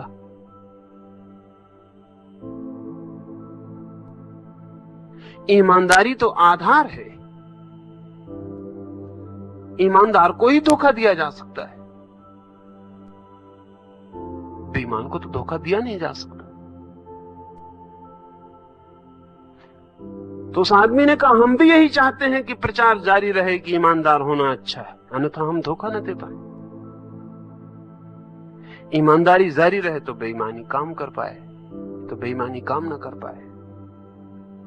मैकियावेली या चाणक्य जो कि लाओत्से से ठीक उल्टे लोग हैं, अगर लाओत्से का विपरीत छोर खोजना हो तो मैकियावेली और चाणक्य ऐसे लोग। मैकियावेली कहता है कि लोगों को समझाओ कि भले रहो, क्योंकि तुम्हारी बुराई तभी सफल हो सकती है कि लोग भले रहे। लोगों को समझाओ कि सादगी से जियो, लोगों को समझाओ कि सरल रहो, लोगों को कहो कि धोखा मत देना, तो तुम्हारा धोखा सफल हो सकता है। मैकियावेली ने लिखा है अपनी किताब प्रिंस में, राजाओं को जो उसने सलाह दी है उसमें उसने लिखा है कि राजा ऐसा होना चाहिए जो नीति की बातें लोगों को समझाए लेकिन नीति से कभी जिए नहीं। क्योंकि अगर खुद ही तुम नीति से जीने लगे तो तुम बुद्धू हो, फिर तो फायदा क्या है समझाने का। लेकिन समझाते रहना कि लोग नीति से रहें, तब तुम्हारी अनीति सफल हो सकेगी। और अगर तुम ही जीने लगे तो कोई और दूसरा तुम पे सफल हो जाएगा। इसलिए इस तरह का धोखा जारी रखना कि नीति अच्छी है, और इस तरह का अपना चेहरा भी बनाए रखना कि तुम बड़े नैतिक हो, लेकिन भूल के भी इस जाल में खुद मत पड़ जाना। इससे बाहर खड़े रहना और सदा होशियार रहना कि जगत में सफल तो अनीति होती है, लेकिन अनीति की सफलता का आधार नीति का प्रचार है, नहीं तो अनीति सफल नहीं हो सकती। इसलिए मैकियावेली कहता है कि खूब नीति का प्रचार करो, बच्चों को स्कूल में कॉलेज में शिक्षा दो कि नैतिक रहो, लेकिन खुद इस भूल में मत पड़ जाना, इससे बचे रहना। चेहरा बनाए रख तो तुम्हारी सफलता की कोई सीमा न रहेगी। ये लाओत्से से ठीक उल्टा आदमी है, बहुत बुद्धिमान आदमी है, और एक लिहाज से मैं मानता हूं कि आदमी की शक्ल को ठीक ठीक पेश कर रहा है जैसा आदमी है। मैकियावेली आदमी को गहरे में पहचानता है, और आदमी के संबंध में वो जो कह रहा है वो बहुत दूर तक सच है, 99 मौके पर बिल्कुल ही सच है। और वो कहता है मैं उनको सलाह नहीं दे रहा हूं जो अपवाद है, मैं तो उनको सलाह दे रहा हूं जो नियम है, जैसा नियम है वो मैं सलाह दे रहा हूं। एक और हम दुर्लभ पदार्थों के लिए मोह बढ़ाए चले जाते हैं। अब कोहिनूर पत्थर ही है, और अगर कोई, हम ऐसे समाज की कल्पना कर सकते हैं, एक ऐसे आदिवासी समाज की कल्पना कर सकते हैं जहां कोहिनूर सड़क पे पड़ा रहे और बच्चे खेलें और फेंकते रहें और कोई उसको उठाए ना। क्योंकि कोहिनूर में कोई इंट्रिंसिक वैल्यू नहीं है, कोई भीतरी मूल्य नहीं है। कोहिनूर में जो मूल्य है वो दिया हुआ मूल्य है, आरोपित मूल्य है।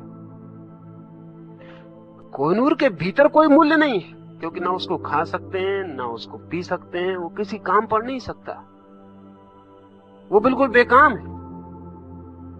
लेकिन उसकी सिर्फ एक ही खूबी है कि वो रेयर है, ज्यादा नहीं है, अकेला है, बहुत थोड़ा है, न्यून है।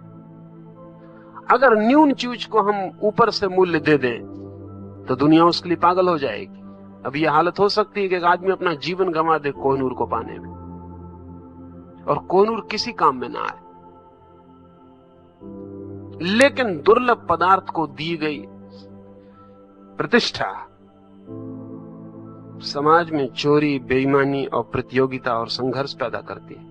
हमारा सब सोना है, उसमें कोई इंट्रिंसिक मूल्य नहीं है, कोई भीतरी कीमत नहीं है उसमें, क्योंकि जीवन को पूरा करने वाली कोई कीमत नहीं। अगर एक जानवर के सामने आप एक रोटी का टुकड़ा रख दें और एक सोने की डली रख दें, वो रोटी का टुकड़ा खा के अपने रास्ते पे हो जाएगा। रोटी के टुकड़े में इंट्रिंसिक वैल्यू है, भीतरी मूल्य है, सोने के टुकड़े में कोई मूल्य नहीं। और जानवर इतना ना समझ नहीं कि वो सोने की डली मुंह में ले ले और रोटी छोड़ जाए। पर अगर आदमी के सामने ये विकल्प हो तो हम रोटी छोड़ देंगे और सोने की डली चुन लेंगे। और मजा ये कि सोने की डली आदमी को छोड़ के जमीन पे कोई चुनने को राजी नहीं होगा, क्योंकि सोने की डली में कोई भीतरी मूल्य नहीं है, उसकी कोई भीतरी उपयोगिता नहीं है, उसकी उपयोगिता दी गई है, हमने दी है, हमने माना है, माना हुआ मूल्य है।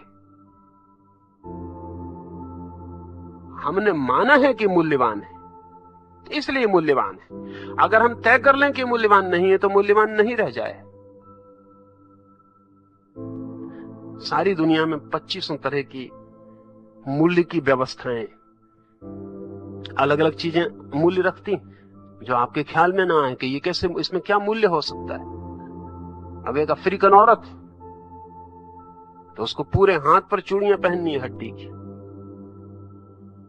वो आपकी स्त्री के हाथ को देख के मानती है कि नंगा है हाथ।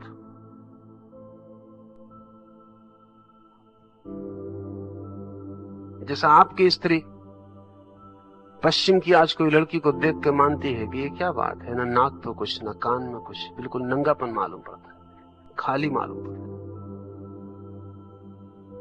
दिया हुआ मूल्य और अजीब अजीब दिए हुए मूल्य। अगर कोई समाज मान लेता है कि स्त्रियों के बड़े बाल सुंदर, तो बड़े बाल सुंदर हो जाते। कोई समाज मान लेता है कि छोटे बाल सुंदर है, छोटे बाल सुंदर हो जाते। कोई समाज मान लेता है कि सिर घुटा हुआ सुंदर है, तो ऐसी स्त्रियां हैं जमीन पर अभी भी जहां घुटा हुआ सिर सुंदर है। आपको भले कितनी घबराहट हो, लेकिन जहां है सुंदर वहां सुंदर है अभी भी। आज भी सैकड़ों कबीले स्त्रियों के सिर घोंट देते हैं, क्योंकि वो कहते हैं कि जब तक बाल ना कटे तब तक चेहरे का सच सौंदर्य पता नहीं चलता। बाल धोखा देते। असली सुंदर स्त्री बाल घुट के सुंदर होगी, जो नकली है वो उखड़ जाएगा, उसका साफ पता चल जाएगा कि गड़बड़। आप मतलब सुन रहे हैं उनके जांचने का ढंग। वो कहते हैं असली सुंदर स्त्री बाल घुटे पर भी सुंदर होगी, वो तो स्त्री का सौंदर्य हुआ, और बाल की बनावट से जो सौंदर्य दिख रहा है उसमें धोखा है। तो जो स्त्री बाल घुट के बिल्कुल सिर घुटे हुए स्थिति में सुंदर होती है, कहते हैं वही सुंदर है, धोखा बिल्कुल नहीं। दिए हुए मूल्य। हमें कठिनाई लगती है कि सिर घुटा कैसे सुंदर होगा। हमें कठिनाई लगती है क्योंकि हमारा एक मूल्य है, वो हमने बांध के रखा हुआ है। अफ्रीका में एक कबीला है जो अपने ओंठ को खींच खींच के बड़ा करता है, लकड़ी की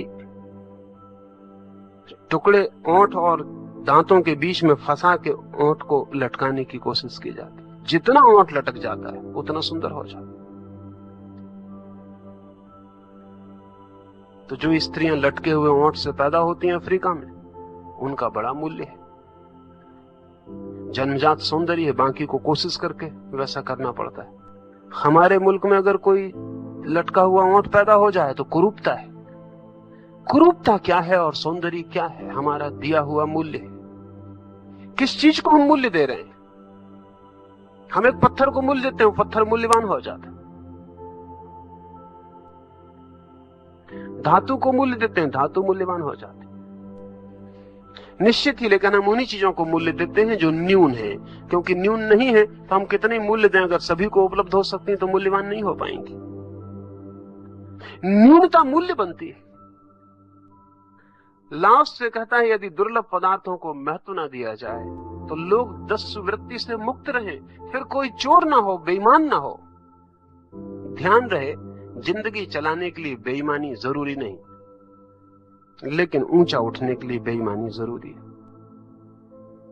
मात्र जिंदगी चलाने के लिए ईमानदारी पर्याप्त है। और अगर सभी लोग मात्र जीने के लिए श्रम कर रहे हो तो बेईमानी की जरूरत ही ना पड़े।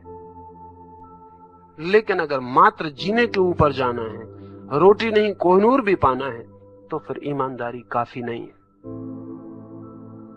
ईमानदारी से कोहिनूर नहीं पाया जा सकेगा।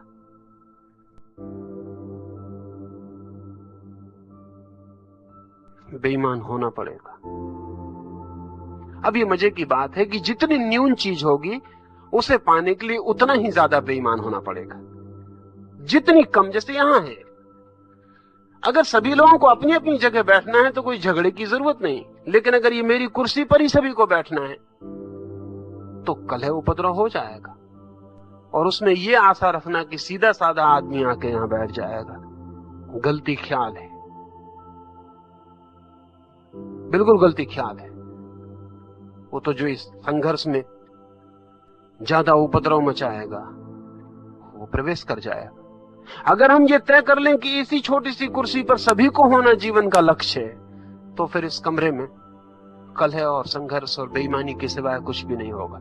जो यहां बैठा होगा वो भी बैठ नहीं पाएगा, क्योंकि 10-25 उसके पांव खींचते रहेंगे, कोई उसे धक्का देता रहेगा, वो भी बैठ नहीं पाएगा। या बैठा हुआ मालूम भर होगा, उसको भी लगेगा कि कब गए कुछ पता नहीं है। और जिन रास्तों से वो आया है उन्हीं रास्तों से दूसरे लोग भी आ रहे होंगे। लाओस से बहुत गहरी दृष्टि है उसकी। वो कहता दुर्लभ पदार्थों को महत्व ना दिया जाए। दुर्लभ पदार्थों में से अर्थ है जो भी न्यून है उसे महत्व ना दिया जाए तो लोग बेईमान ना हो, चोर ना हो। चोरों को दंड देने से चोरी नहीं रुकेगी, और दस्युओं को मार डालने से दस्यु नहीं मरेंगे, और बेईमानों को नरक में डालने का डर देने से बेईमानी बंद ना होगी। वो कहता है न्यून पदार्थों को मूल्य ना दिया जाए, दुनिया से बेईमानी समाप्त हो जाए। जरा सोचिए, आपने कभी भी जब भी बेईमानी की है, चोरी की है, करना चाहिए, सोची है, तब आपने महज जीने के लिए नहीं, जीने से कुछ ज्यादा। भला आप कहते हो, अपने मन को समझाते हो कि वो जीवन के लिए अनिवार्य, लेकिन जीने से कुछ ज्यादा एक अच्छी कमीज मिल जाए उसके लिए की होगी। तन ढकने के लिए बेईमानी आवश्यक नहीं है। और जो आदमी तन ढकने के लिए ही राजी है वो बेईमानी नहीं करेगा। और वैसा आदमी किसी दिन अगर तन उघाड़ा भी हो तो उसके लिए भी राजी हो जाएगा, लेकिन बेईमानी के लिए राजी नहीं हो। लेकिन अगर तन ढकना पर्याप्त नहीं, किस कपड़े से ढकना वो जरूरी है, तो फिर अकेली ईमानदारी काफी सिद्ध नहीं होगी।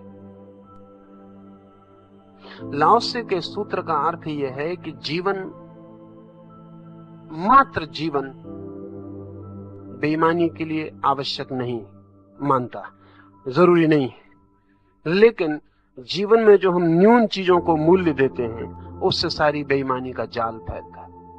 इसलिए ध्यान रखें, जितना पिछड़ा हुआ समाज जिसे हम कहते हैं वो उतना कम बेईमान होता। उसका और कोई कारण नहीं है, उसका कुल कारण इतना है कि जिन चीजों को वो समाज मूल्य देता है वो सर्वसुलभ। एक आदिवासी समुदाय है, खाना है, एक लंगोटी है, नमक चाहिए, केरोसिन ऑयल चाहिए, वो सभी को मिल जाता है। कभी इतना फर्क पड़ता है, किसी घर में 2 लालटेन जल जाती हैं, किसी घर में 1 लालटेन जलती है, लेकिन जिसके घर में 1 लालटेन जलती है वो भी कोई इससे परेशान नहीं है, क्योंकि 1 लालटेन से उतनी काम हो जाता है जितना 2 से होता होगा। इससे बड़ी कोई आकांक्षा नहीं है। कुछ ऐसा नहीं है जिसे पाने के लिए स्वयं को बेचना जरूरी हो। ध्यान रहे, न्यून चीजों को पाने के लिए स्वयं को बेचना पड़ता है, श्रम से नहीं मिलेंगी वो। कोई नहीं सोच सकता कि मैं रोज 8 घंटे ईमानदारी से श्रम करूं तो किसी दिन मेरी पत्नी के गले में कोहिनूर का हीरा होगा। ये बुद्ध भी नहीं सोच सकते, महावीर भी नहीं सोच सकते, कोई नहीं सोच सकता। दुनिया का भले से भला आदमी भी ये दावा नहीं कर सकता कि सादगी और सरलता से जीवन चलाते हुए किसी दिन कोहिनूर हीरा मेरी पत्नी के गले में पहुंच जाए। ये उपाय ही नहीं है कोई कोहिनूर के गले में पहुंचने का। कोहिनूर तो उसके गले में पहुंचेगा जो लाखों गलों को काटने को तैयार हो, क्योंकि एक हीरा और 4 अरब लोगों के मन में आकांक्षा जगाई हो तो ये सरल नहीं हो सकती बात। लेकिन हम न्यून चीजों को ही मूल्य देते। हमारा सारा मूल्य का जो ढंग है वो न्यून को है। जितनी कम है कोई चीज उतनी कीमती, हालांकि इसका कोई संबंध नहीं। हालत तो उल्टी होनी चाहिए। सुना है मैंने कि अब्राहम लिंकन ने एक रात एक स्वप्न देखा कि बड़ी भीड़ है और लिंकन उस भीड़ से गुजर रहा है और अनेक लोग कानाफूसी कर रहे हैं कि इसकी शक्ल तो बड़ी साधारण है, इसको अमेरिका का प्रेसिडेंट बनाने की क्या जरूरत थी, शक्ल में तो कुछ खास बात नहीं, बहुत साधारण।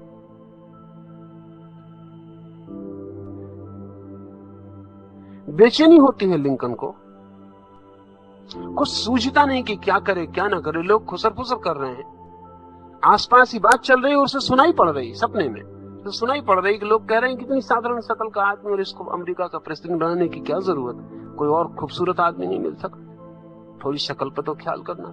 वो बड़ा बेचैन है, घबराहट में उसकी नींद खुल जाती, रात भर सो नहीं पाता। सुबह वो अपनी डायरी में लिखता है सपना, और अपना उत्तर जो वो सपने में नहीं दे पाया, वो उत्तर में लिखता है कि मैं मानता हूं कि मुझे चुनने का कुछ कारण है, क्योंकि परमात्मा विशेष शक्लें बहुत कम पैदा करता है, लगता है पसंद नहीं करता। साधारण शक्लें बहुत तादाद में पैदा करता है, लगता है पसंद करता है। डायरी में लिखता है कि परमात्मा साधारण शक्लों के लोग इतने ज्यादा पैदा करता है कि मालूम होता है कि उसकी पसंदगी साधारण शक्ल की है। असाधारण शक्ल तो मालूम होता है भूल चूक से पैदा होती, नहीं तो बहुत ज्यादा पैदा कर सकता। तो मजाक में लिंकन ने लिखा, लेकिन जो भी बड़ी मात्रा में पैदा हो रहा है वही जीवन का आधार होना चाहिए, लेकिन हम आधार उल्टा बनाते हैं। जैसे नक्श सबके पास है, उनकी कोई कीमत नहीं। नाक नक्श ऐसा हो जो सबके पास नहीं, वो कीमती हो जाएगा। फिर हम कलह को पैदा करते हैं, फिर हम संघर्ष को पैदा करते हैं, फिर हम असाधारण की दौड़ शुरू होती जिसमें हम सब पागल हो जाते, और उस दौड़ का कोई अंत नहीं है।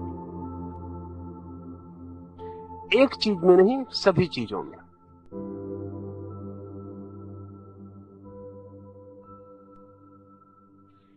यदि उसकी ओर जो स्पृहणीय है उनका ध्यान आकृष्ट न किया जाए तो उनके हृदय अनुद्विग्न रहे। अगर लोगों के हृदय को हम उसके प्रति आकर्षित न करें जो स्पृहा के योग्य, जो पाने के लिए तृष्णा को जगाता है, उसकी ओर आकर्षित न करें तो लोगों के हृदय अनुद्विग्न रहें, उनके हृदय में अशांति के तूफान न उठें, उनके हृदय शांत मौन रहे। लेकिन हम प्रत्येक को कहते हैं कि पाओ उसे, वो जो गौरी शंकर के शिखर पर, जमीन पर, समतल भूमि पर कहीं कुछ पाने योग्य, पाओ उसे जिसे कभी कोई हिलेरी या तेंजिंग पाता है। पहुंचो वहां, गाड़ो झंडा गौरी शंकर पर, तभी कुछ तुम्हारे जीवन का उपयोग और अर्थ, अन्यथा बेकार तुम जी। तो बड़ी हैरानी की बात है, गौरीशंकर पे झंडा गाड़ के कौन सी सार्थकता जीवन में आ जाती। और कल जब सभी लोग गौरीशंकर पर उतर सकेंगे हवाई जहाज से, तब आप मत सोचना कि आपके झंडा गाड़ने का कोई मूल्य होगा। न्यून का मूल्य है, ना गौरीशंकर का कोई मूल्य है, ना झंडा गाड़ने का कोई मूल्य है। जिस दिन सारे लोग गौरीशंकर पर उतर सकेंगे उस दिन, अभी चांद पर कोई आदमी उतर जाता है आमिस्तांग, तो सारी दुनिया के अखबार चर्चा में संलग्न हो जाते। एक क्षण में आदमी वहां पहुंच जाता है जहां सीधे रास्ते से कोई प्रतिष्ठा पाने की कोशिश करे तो 50-60 वर्ष लगते। अखबार के पहले सुर्खी तक पहुंचने के लिए सीधी मेहनत कोई करता रहे, सीधी वो भी काफी टेढ़ी है, तो 50-60 साल लगते हैं, फिर भी सुनिश्चित नहीं। लेकिन एक आदमी चांद पर उतर जाता है तो क्षण भर में ऐतिहासिक पुरुष हो जाता है। लेकिन आप ये मत सोचना कि जिस दिन आप चांद पर उतरेंगे उस दिन आप भी ऐतिहासिक पुरुष हो जाएंगे। नहीं होंगे, क्योंकि आप उसी दिन उतरेंगे जिस दिन यात्री उतरने लगेंगे। जापान की एक कंपनी तो 1975 के टिकट बेच रही है। 1975 1 जनवरी उसका दावा है कि वो चांद पर यात्रियों को, तो एडवांस बुकिंग उसका उन्होंने शुरू किया हो, लोग ले रहे हैं, मगर वो इस ख्याल में न रहें कि वो आर्मस्ट्रांग हो जाएंगे, क्योंकि मूल्य न चांद का है न चांद पे उतरने का है, मूल्य तो न्यून का है। आर्मस्ट्रांग पहली दफा उतर रहा है, बस इतना मूल्य, और तो कोई मूल्य नहीं। सब तरफ हम जो बहुत कम है उसको कीमत देते, उसको कीमत देके हम संघर्ष को जन्माते। सारे लोग उसे पाने में लग जाते हैं, पाने की दौड़ में उद्विग्न हो जाते हैं। जो पा लेते हैं वो पाके पाते हैं कि कुछ नहीं पाया, क्योंकि चांद पर खड़े हो जाएंगे तो क्या पाएंगे, कोई जमीन से बहुत भिन्न ना पाएंगे। खड़े हो जाएंगे क्या पाएंगे, मिल क्या जाएगा।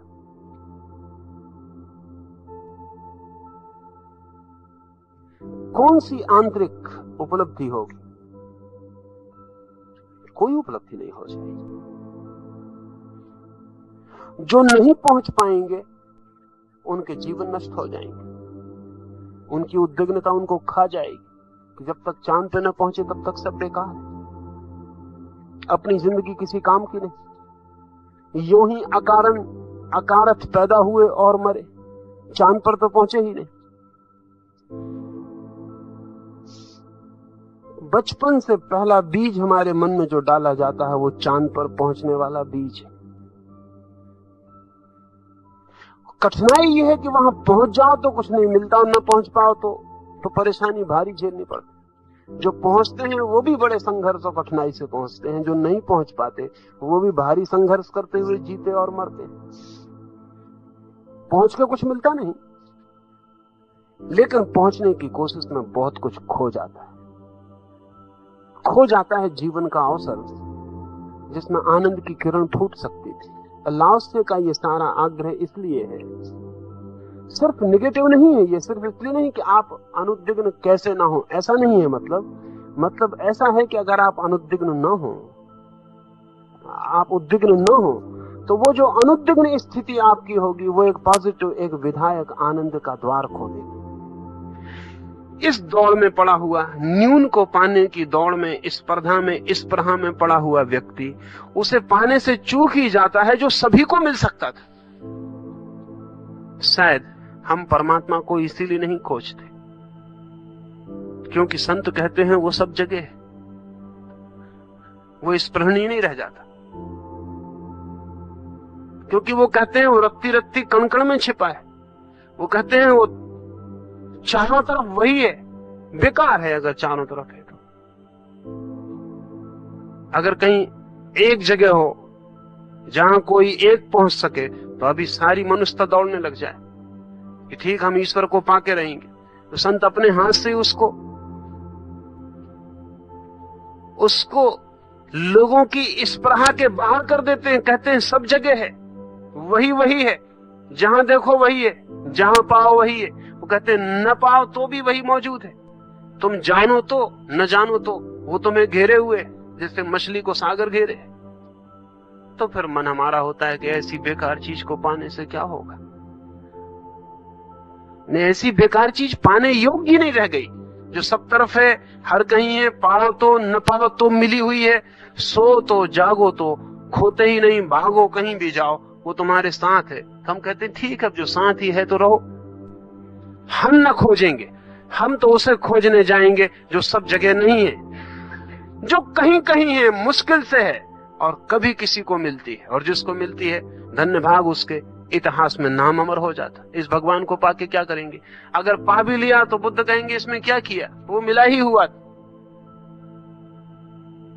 अगर पा भी लिया तो महावीर कहेंगे इसमें क्या हुआ, वो तो स्वभाव था।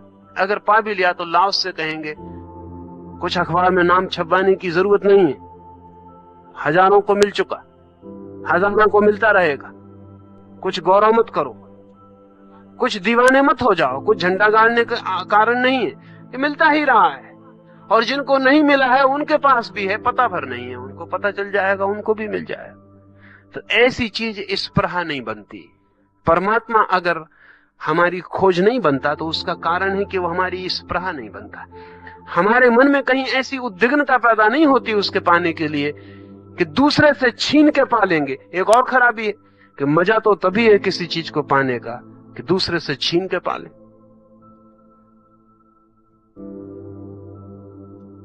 नहीं तो कोई मजा नहीं। अब परमात्मा ऐसी चीज है कि आप कितना ही पालो, किसी का कुछ नहीं छीनेगा। ऐसा नहीं है कि आप पालोगे तो मुझे पाने में कुछ दिक्कत पड़ेगी, कि आपने पा लिया तो अब मैं कैसे पाऊं, कि जब आप ही पा चुके तो अब बात खत्म हो गई। नहीं, आप कितना ही पालो, मुझे पाने के लिए उतना ही खुला रहेगा। आपका कोई कब्जा मुझसे छीनने वाला नहीं है। आपका पा लेना कुछ मेरे अधिकार पर चोट नहीं है। आप कितना ही पाओ, इससे मेरे पाने में फर्क नहीं पड़ता। संत कहते हैं अनंत है वो, कोई कितना ही पाले वो सदा उतना ही शेष है। और भी प्राण निकल जाते कि बेकार ही है, कोई स्पर्धा ही नहीं, किसी से छीनने का कोई मजा नहीं, छीनने का सुख है। जब हमें छीनने में सुख आता है तो ध्यान रखना, वस्तु में सुख नहीं होता, छीनने में सुख होता है, दूसरे को दुख देने में सुख होता है। अचानक ऐसा हो कि कोहिनूर घर घर में बरस जाए, सड़क सड़क पर गिर जाए, जहां भी निकले पैर में वही पड़े, तो जो महारानी उसको पहने हुए जल्दी निकाल के फेंक दे, क्योंकि बेकार है, क्योंकि भिखमंगे पैरों में डाल रहे हैं उसको, उसका कोई मतलब ना रहा। जिस पे कोहिनूर है वो उसको छिपा दे फौरन, कि किसी को पता ना चल जाए कि मैंने गले में पहना था, क्योंकि वो गले में पहनने का सुख ये था कि छीना था। लाखों गले देख के पीड़ित हो जाएं कि नहीं है उनके पास और है किसी के पास, वही उसका सुख है। स्पृहा हम जगाते, और स्पृहा जगाई जा सकती है न्यून के लिए। इस संबंध में एक बात समझ लेनी जरूरी है कि जैसा मैंने कहा कि लाओस से पहले सूत्र में नीति शास्त्री और साधु, महात्मा, न्यायविद विरोध करेंगे, ऐसा एक दूसरे सूत्र में इकोनॉमिस्ट, अर्थशास्त्री विरोध करेंगे। अगर ठीक से हम समझें तो अर्थशास्त्री कहते हैं कि इकोनॉमिक्स का अर्थ ही यह है कि वो न्यून के लिए संघर्ष है, वो जो कम है उसके लिए संघर्ष है। असल में उसी चीज की इकोनॉमिक वैल्यू है जो न्यून है, इसलिए हवा का कोई मूल्य नहीं, गांव में पानी का कोई मूल्य नहीं। थोड़े ही जमाने पहले जमीन का कोई मूल्य नहीं था, थोड़े ही जमाने बाद हवा का मूल्य हो जाएगा, क्योंकि हवा कम पड़ती जाती, उसमें ऑक्सीजन क्षीण होती चली जाती, लोग बढ़ते चले जाते, इतनी भीड़ बढ़ती जाती है कि कल 50 साल बाद जिनकी क्षमता होगी वही अपनी अपनी ऑक्सीजन का बक्सा अपने साथ लटका के घूमेंगे। जो गरीब होंगे वो देखेंगे कि ठीक है जो मिल जाए हवा में इधर उधर उससे काम चला ले, भीख मांगने की हालत हो जाएगी। कोई आश्चर्य नहीं कि 50 साल बाद कोई आदमी आपके दरवाजे पे आके कहे कि थोड़ी ऑक्सीजन मिल जाए। बस जरा सी अपनी ऑक्सीजन के डब्बे पर मुझे भी मुंह रख लेने थे, बहुत क्योंकि न्यूयॉर्क की हवा में इतनी ऑक्सीजन कम है अभी भी कि वैज्ञानिक कहते हैं हम चकित हैं कि आदमी जिंदा कैसे। और विषाक्त गैसेस की इतनी मात्रा हो गई है कि डर है कि ये मात्रा में ज्यादा देर जिया नहीं जा सकेगा। तो कल हवा की कीमत हो जाएगी, पानी की कभी कीमत न थी। अभी 50 साल पहले दूध की गांव में कोई कीमत न थी। न्यून होती है चीज और कीमत हो जाती। सारा अर्थशास्त्र न्यून पर खड़ा होता है। अगर ठीक समझे तो वैल्यू का मतलब ही होता है वो जो न्यून है उसकी कीमत। कीमत का मतलब जितनी न्यून हो जाएगी उतनी कीमत बढ़ जाएगी, जितनी ज्यादा हो जाएगी उतनी कीमत कम हो जाएगी। इसलिए 1930 में अमेरिका को अपने लाखों गठरियां कपड़े की समुद्र में फेंक देनी पड़ी, क्योंकि कपड़ा हो गया ज्यादा और बाजार में कीमत इतनी गिर जाएगी कि मर जाएंगे। तो उसको सागर में फेंक दिया ताकि बाजार में कपड़ा न्यून ना हो जाए। न्यून हो जाए तो कीमत खत्म हो जाए, बाजार में कीमत बनी रहे। तो कपड़े को सागर में डुबा दिया और जमीन पर लाखों लोग नंगे। लेकिन इकोनॉमिक्स की धुरी नहीं चलती, वो टूट जाए फौरन। लाओसे का बस चले तो दुनिया में कोई इकोनॉमिक्स ना हो। लाओसे का बस चले तो दुनिया में अर्थशास्त्र नहीं होगा, क्योंकि लाओसे ये कहता है न्यून को कीमत ही क्यों देते हो। जो ज्यादा है उस पर ध्यान दो, जो पर्याप्त है उस पर ध्यान दो, जो सबको मिल सकती है उसको आदरणीय बनाओ। जो कम को मिल सकती है उसकी बात छोड़ दो। कोई कोहिनूर लटकाए फिरे तो लटकाए फिरने दो, खबर कर दो कि आदमी पागल हो गया है। ये देखते हो कि इतना बड़ा पत्थर लगाए हुए गले में। स्कूल घर घर में बच्चों को समझा दो कि आदमी पत्थर लटकाता है, इसका दिमाग खराब है। तो हम इस जगत को अनुद्विग्न, मनुष्य के चित्त को अशांति के पार एक से कि मेरे बाप दादों के जमाने में नदी के उस पार हमें रात में कुत्तों की आवाज सुनाई पड़ती थी। उस तरफ कोई गांव, कभी कभी खुला आकाश होता तो उस गांव के मकानों में जलते हुए चूल्हों का धुआं भी दिखाई पड़ता था। लेकिन सुना है कि मैंने कि कोई कभी नदी के पार जाके उस गांव को देखने नहीं गया कि वहां रहता कौन है। लोग इतने शांत थे कि व्यर्थ की अशांतियां नहीं लेते थे। वैसे क्या मतलब, कोई रहता होगा। कुत्तों की आवाज सुनाई पड़ती थी रात, तो मालूम होता था कोई रहता होगा। कभी कभी धुआं दिखाई पड़ता था मकानों का उठता आकाश में, लगता था कोई रहता होगा। लेकिन कोई नदी पार करके जाने और हमें चैन न मिलेगी जब तक हम सारे ग्रह उपग्रह में न पहुंच जाएं कि कौन रहता है, कि कोई नहीं रहता तो भी पता लगा लें कि कोई रहता तो नहीं है। गहरे में ये सारी की सारी अनुद्विग्न या उद्विग्न स्थितियों पर निर्भर बात है। उद्विग्न जो है वो भागा हुआ रहेगा, कोई भी बहाने से भागा हुआ रहेगा। जो अनुद्विग्न है वो किसी भी बहाने से बैठा हुआ रहेगा, किसी भी बहाने से शांत रहेगा, स्थिर रहेगा। उसमें व्यर्थ के बवाल नहीं उठेंगे और व्यर्थ के भंवर जाएगा।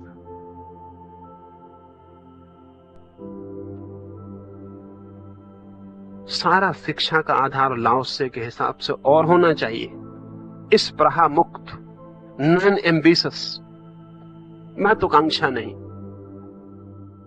किसी से गणित बन जाती तो ठीक है और नहीं बन जाती तो भी ठीक है, उतना ही ठीक है।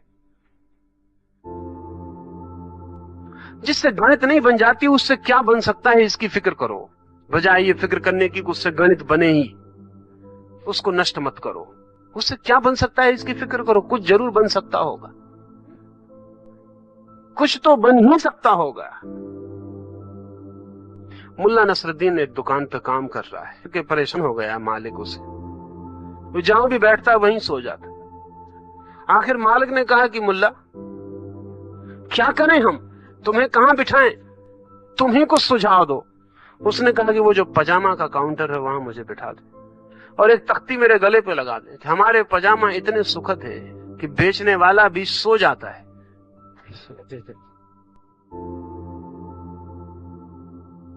अनिद्रा का उपाय है हमारा पजामा, और तो मैं क्या सलाह दे सकता हूं मुल्ला ने कहा। मुल्ला ने कहा कि मैं क्या करूं, सवाल नींद नहीं है, सवाल यह है कि जागने योग्य कोई उत्तेजना नहीं है। आप ऐसी थोड़ी नहीं कि अकल नहीं सो पाते। वो नसरुद्दीन कह रहा असली बात यह कि सड़क पे कौन गुजर रहा है देखने की कोई उत्तेजना नहीं, कौन भीतर गया कौन बाहर गया इसकी उत्तेजना नहीं। वो कहा करता था कि एक आदमी ने मेरे खीसे में हाथ डाल दिया तो भी मैंने हाथ बढ़ा के नहीं देखा कि ये क्या कर रहा है, क्योंकि मैंने कहा कि अगर खीसे में कुछ होगा तो पहले ही कोई निकाल चुका होगा। मैं कहा कि इतनी देर तक कहां बचेगा, अगर खीसे में कुछ होगा तो अब तक कहां बचेगा, कोई निकाल ही चुका होगा। रात एक चोर उसके घर में घुस गया, उसकी पत्नी ने उसे उठाया है, तो उठो घर में चोर है। तो मुल्ला ने कहा उसको गलती बार और के घर में चोर घुसा है तो वो अलमारी में छिप गया। चोर सब मकान खोज डाले, कुछ ना मिला, मकान का मालिक भी नहीं मिला, दरवाजा भी अंदर से बंद है, मालिक तो कम से कम होना ही चाहिए। जब कुछ भी ना मिला तो वो मालिक में उत्सुक हो गया कि इस आदमी को भी देखो इस मकान में रहता है, कुछ भी नहीं है।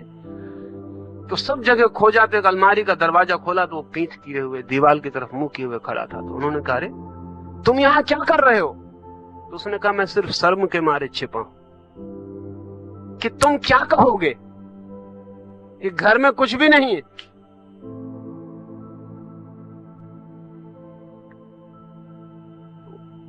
नसरुद्दीन ने कहा कि मैं इसलिए नींद आ जाती है कि आपको करण बने रहते हैं जो जगाए रखते हैं। कैसे सो जाएं?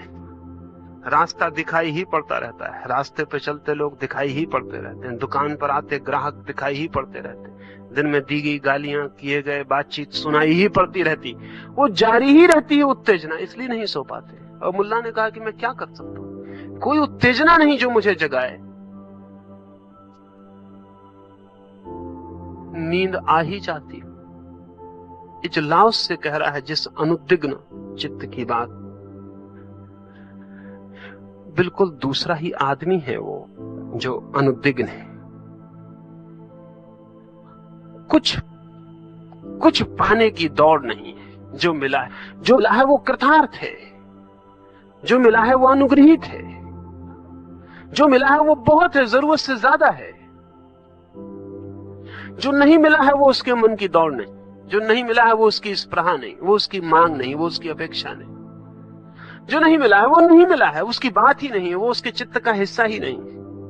लेकिन हमारे चित्त का ढंग और है, जो मिला है उसके प्रति हम अंधे और जो नहीं मिला है उसके प्रति बहुत सजग।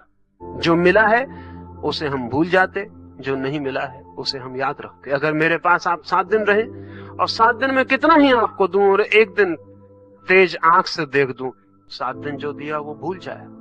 वो जो तेज आंख है फिर जिंदगी भर न भूलेगी। जो न मिला उस दिन वो भारी कीमती हो गए।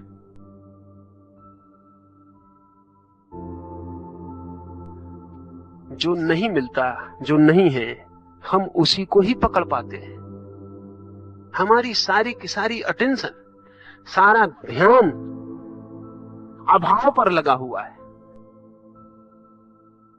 मेरे 2 हाथ हैं, 2 पैर हैं, इन पर मेरा ध्यान नहीं, एक अंगुली मेरी टूट जाए बस मेरी जिंदगी बेकार।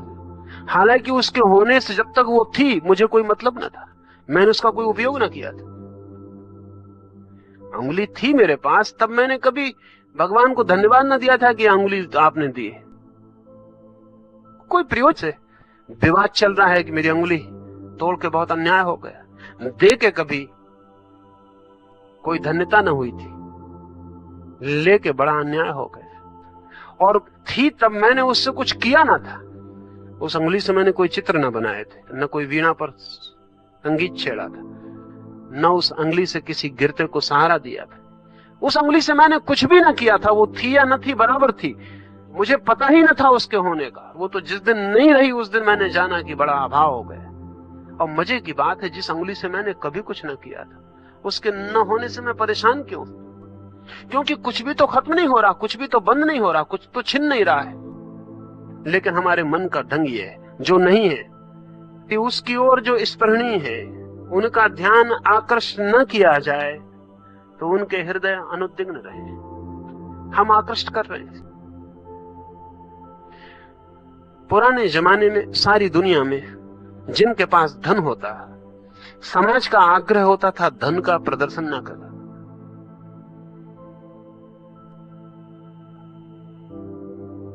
धन होना काफी, कृपा करके उसका प्रदर्शन ना कर, उसे दिखाते ना फिरे, उसे उछालते ना फिरे, क्योंकि उसका उछालना, उसका दिखाना न मालूम कितने लोगों के उद्विग्न होने का कारण हो जाए। इसलिए धनी आदमी का एक ही सबूत सब था, वैसे चुप होते थे जैसे नहीं। एक सूफी कहानी मैंने सुनी है। सम्राटों की एक परंपरा में एक बेटा भिखारी, कई पीढ़ियों से भीख मांगी जा रही, लेकिन परंपरा सम्राटों की है। घर में कथा है कि कभी बाप दादे किसी पीढ़ी में बड़े सम्राट थे, बड़े खजाने थे उनके पास, पर ये कुछ पता नहीं चलता कि वो खजाने कहां खो गए। कभी वो हारे इसका पता नहीं चलता, कभी लूटे गए इसका पता नहीं चलता। फिर ये भिखमंगापन कैसे आया, हुआ क्या, कुछ पता नहीं चलता था, पीढ़ियों तक पता नहीं चला। फिर एक पीढ़ी में एक दिन अचानक एक फकीर घर पर आया। फकीरों के पास छोड़ गए हैं कि जब हमारे घर में ऐसा आदमी पैदा हो जो धन को प्रदर्शन करने में उत्सुक ना हो, तब यह खजाना वापस सौंप देगा।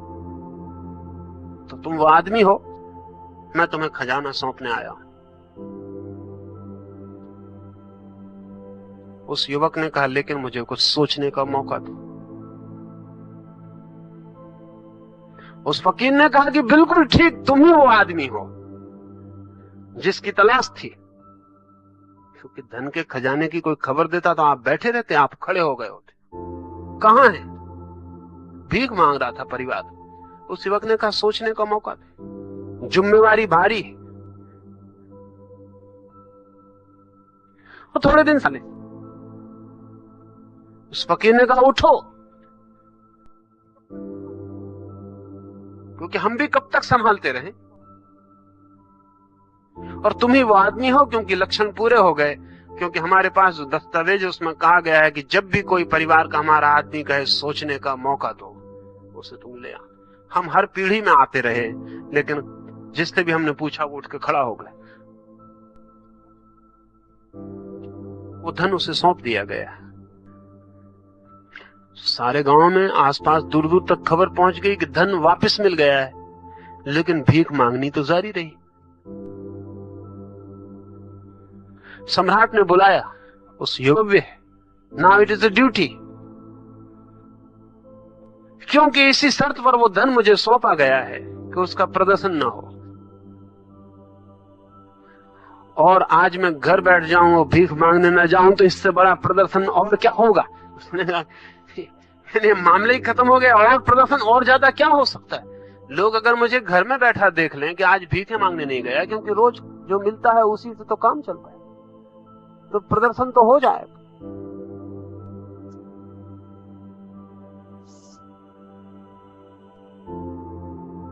धन जब प्रदर्शन बनता है तो स्पृहा पैदा होती, लेकिन धन तो हम कमाते ही इसलिए कहेंगे। लेकिन लाओस से कहता है कि अगर हम लोगों के ध्यान आकर्षित ना करें तो लोग परम शांति में जी सकते हैं। और ये जो एग्जीबिशनिस्ट प्रदर्शनकारी हैं, रुक, क्योंकि जो तुम्हारे पास है उसे भोगना तो स्वस्थ है, उसे दिखाना रुग्ण। इसे थोड़ा समझ लें।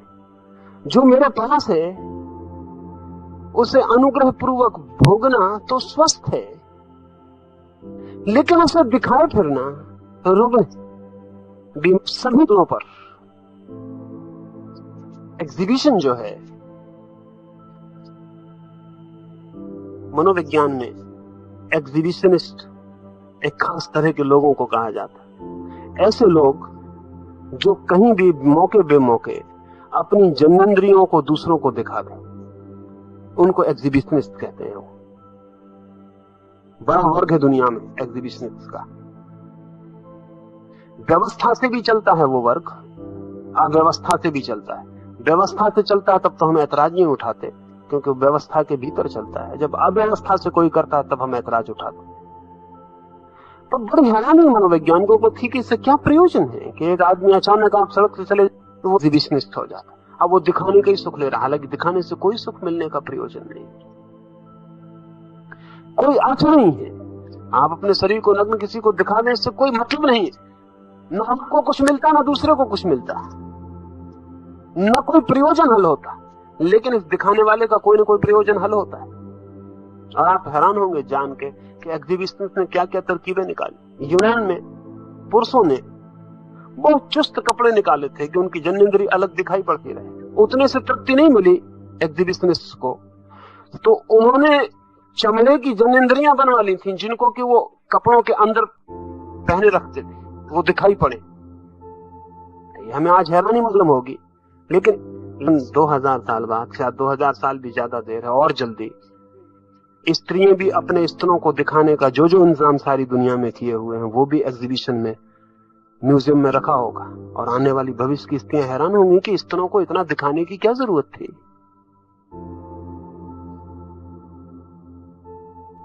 क्या प्रयोजन था? कोई भी प्रयोजन नहीं। लेकिन कहीं कोई बात है, कहीं कुछ मामला है, और वो मामला ये है कि जिस चीज को हम भोगने में असमर्थ होते चले जाते हैं, उसको हम प्रदर्शन करने लगते हैं। जिस चीज को हम भोग लेते हैं, उसको हम प्रदर्शन नहीं करते।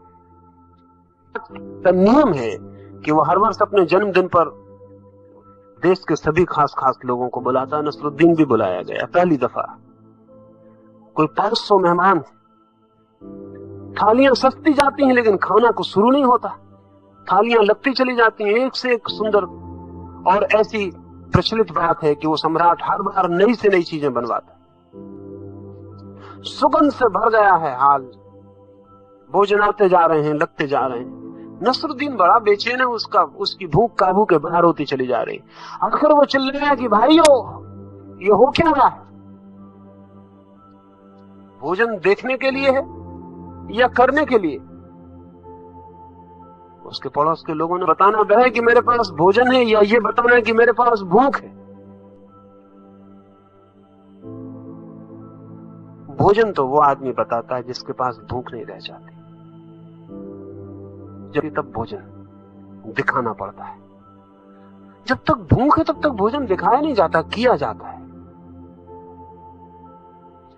तो जो हम प्रदर्शन करते हैं वो सब उन्हीं चीजों का प्रदर्शन है जिन्हें हम बिल्कुल नहीं भोग पाते। रुग्ण चित्त का लक्षण। लाओस से कहता है ध्यान आकृष्ट न किया जाए लोगों का उस तरफ जो न्यून है, जो व्यर्थ है, जिसका कोई आंतरिक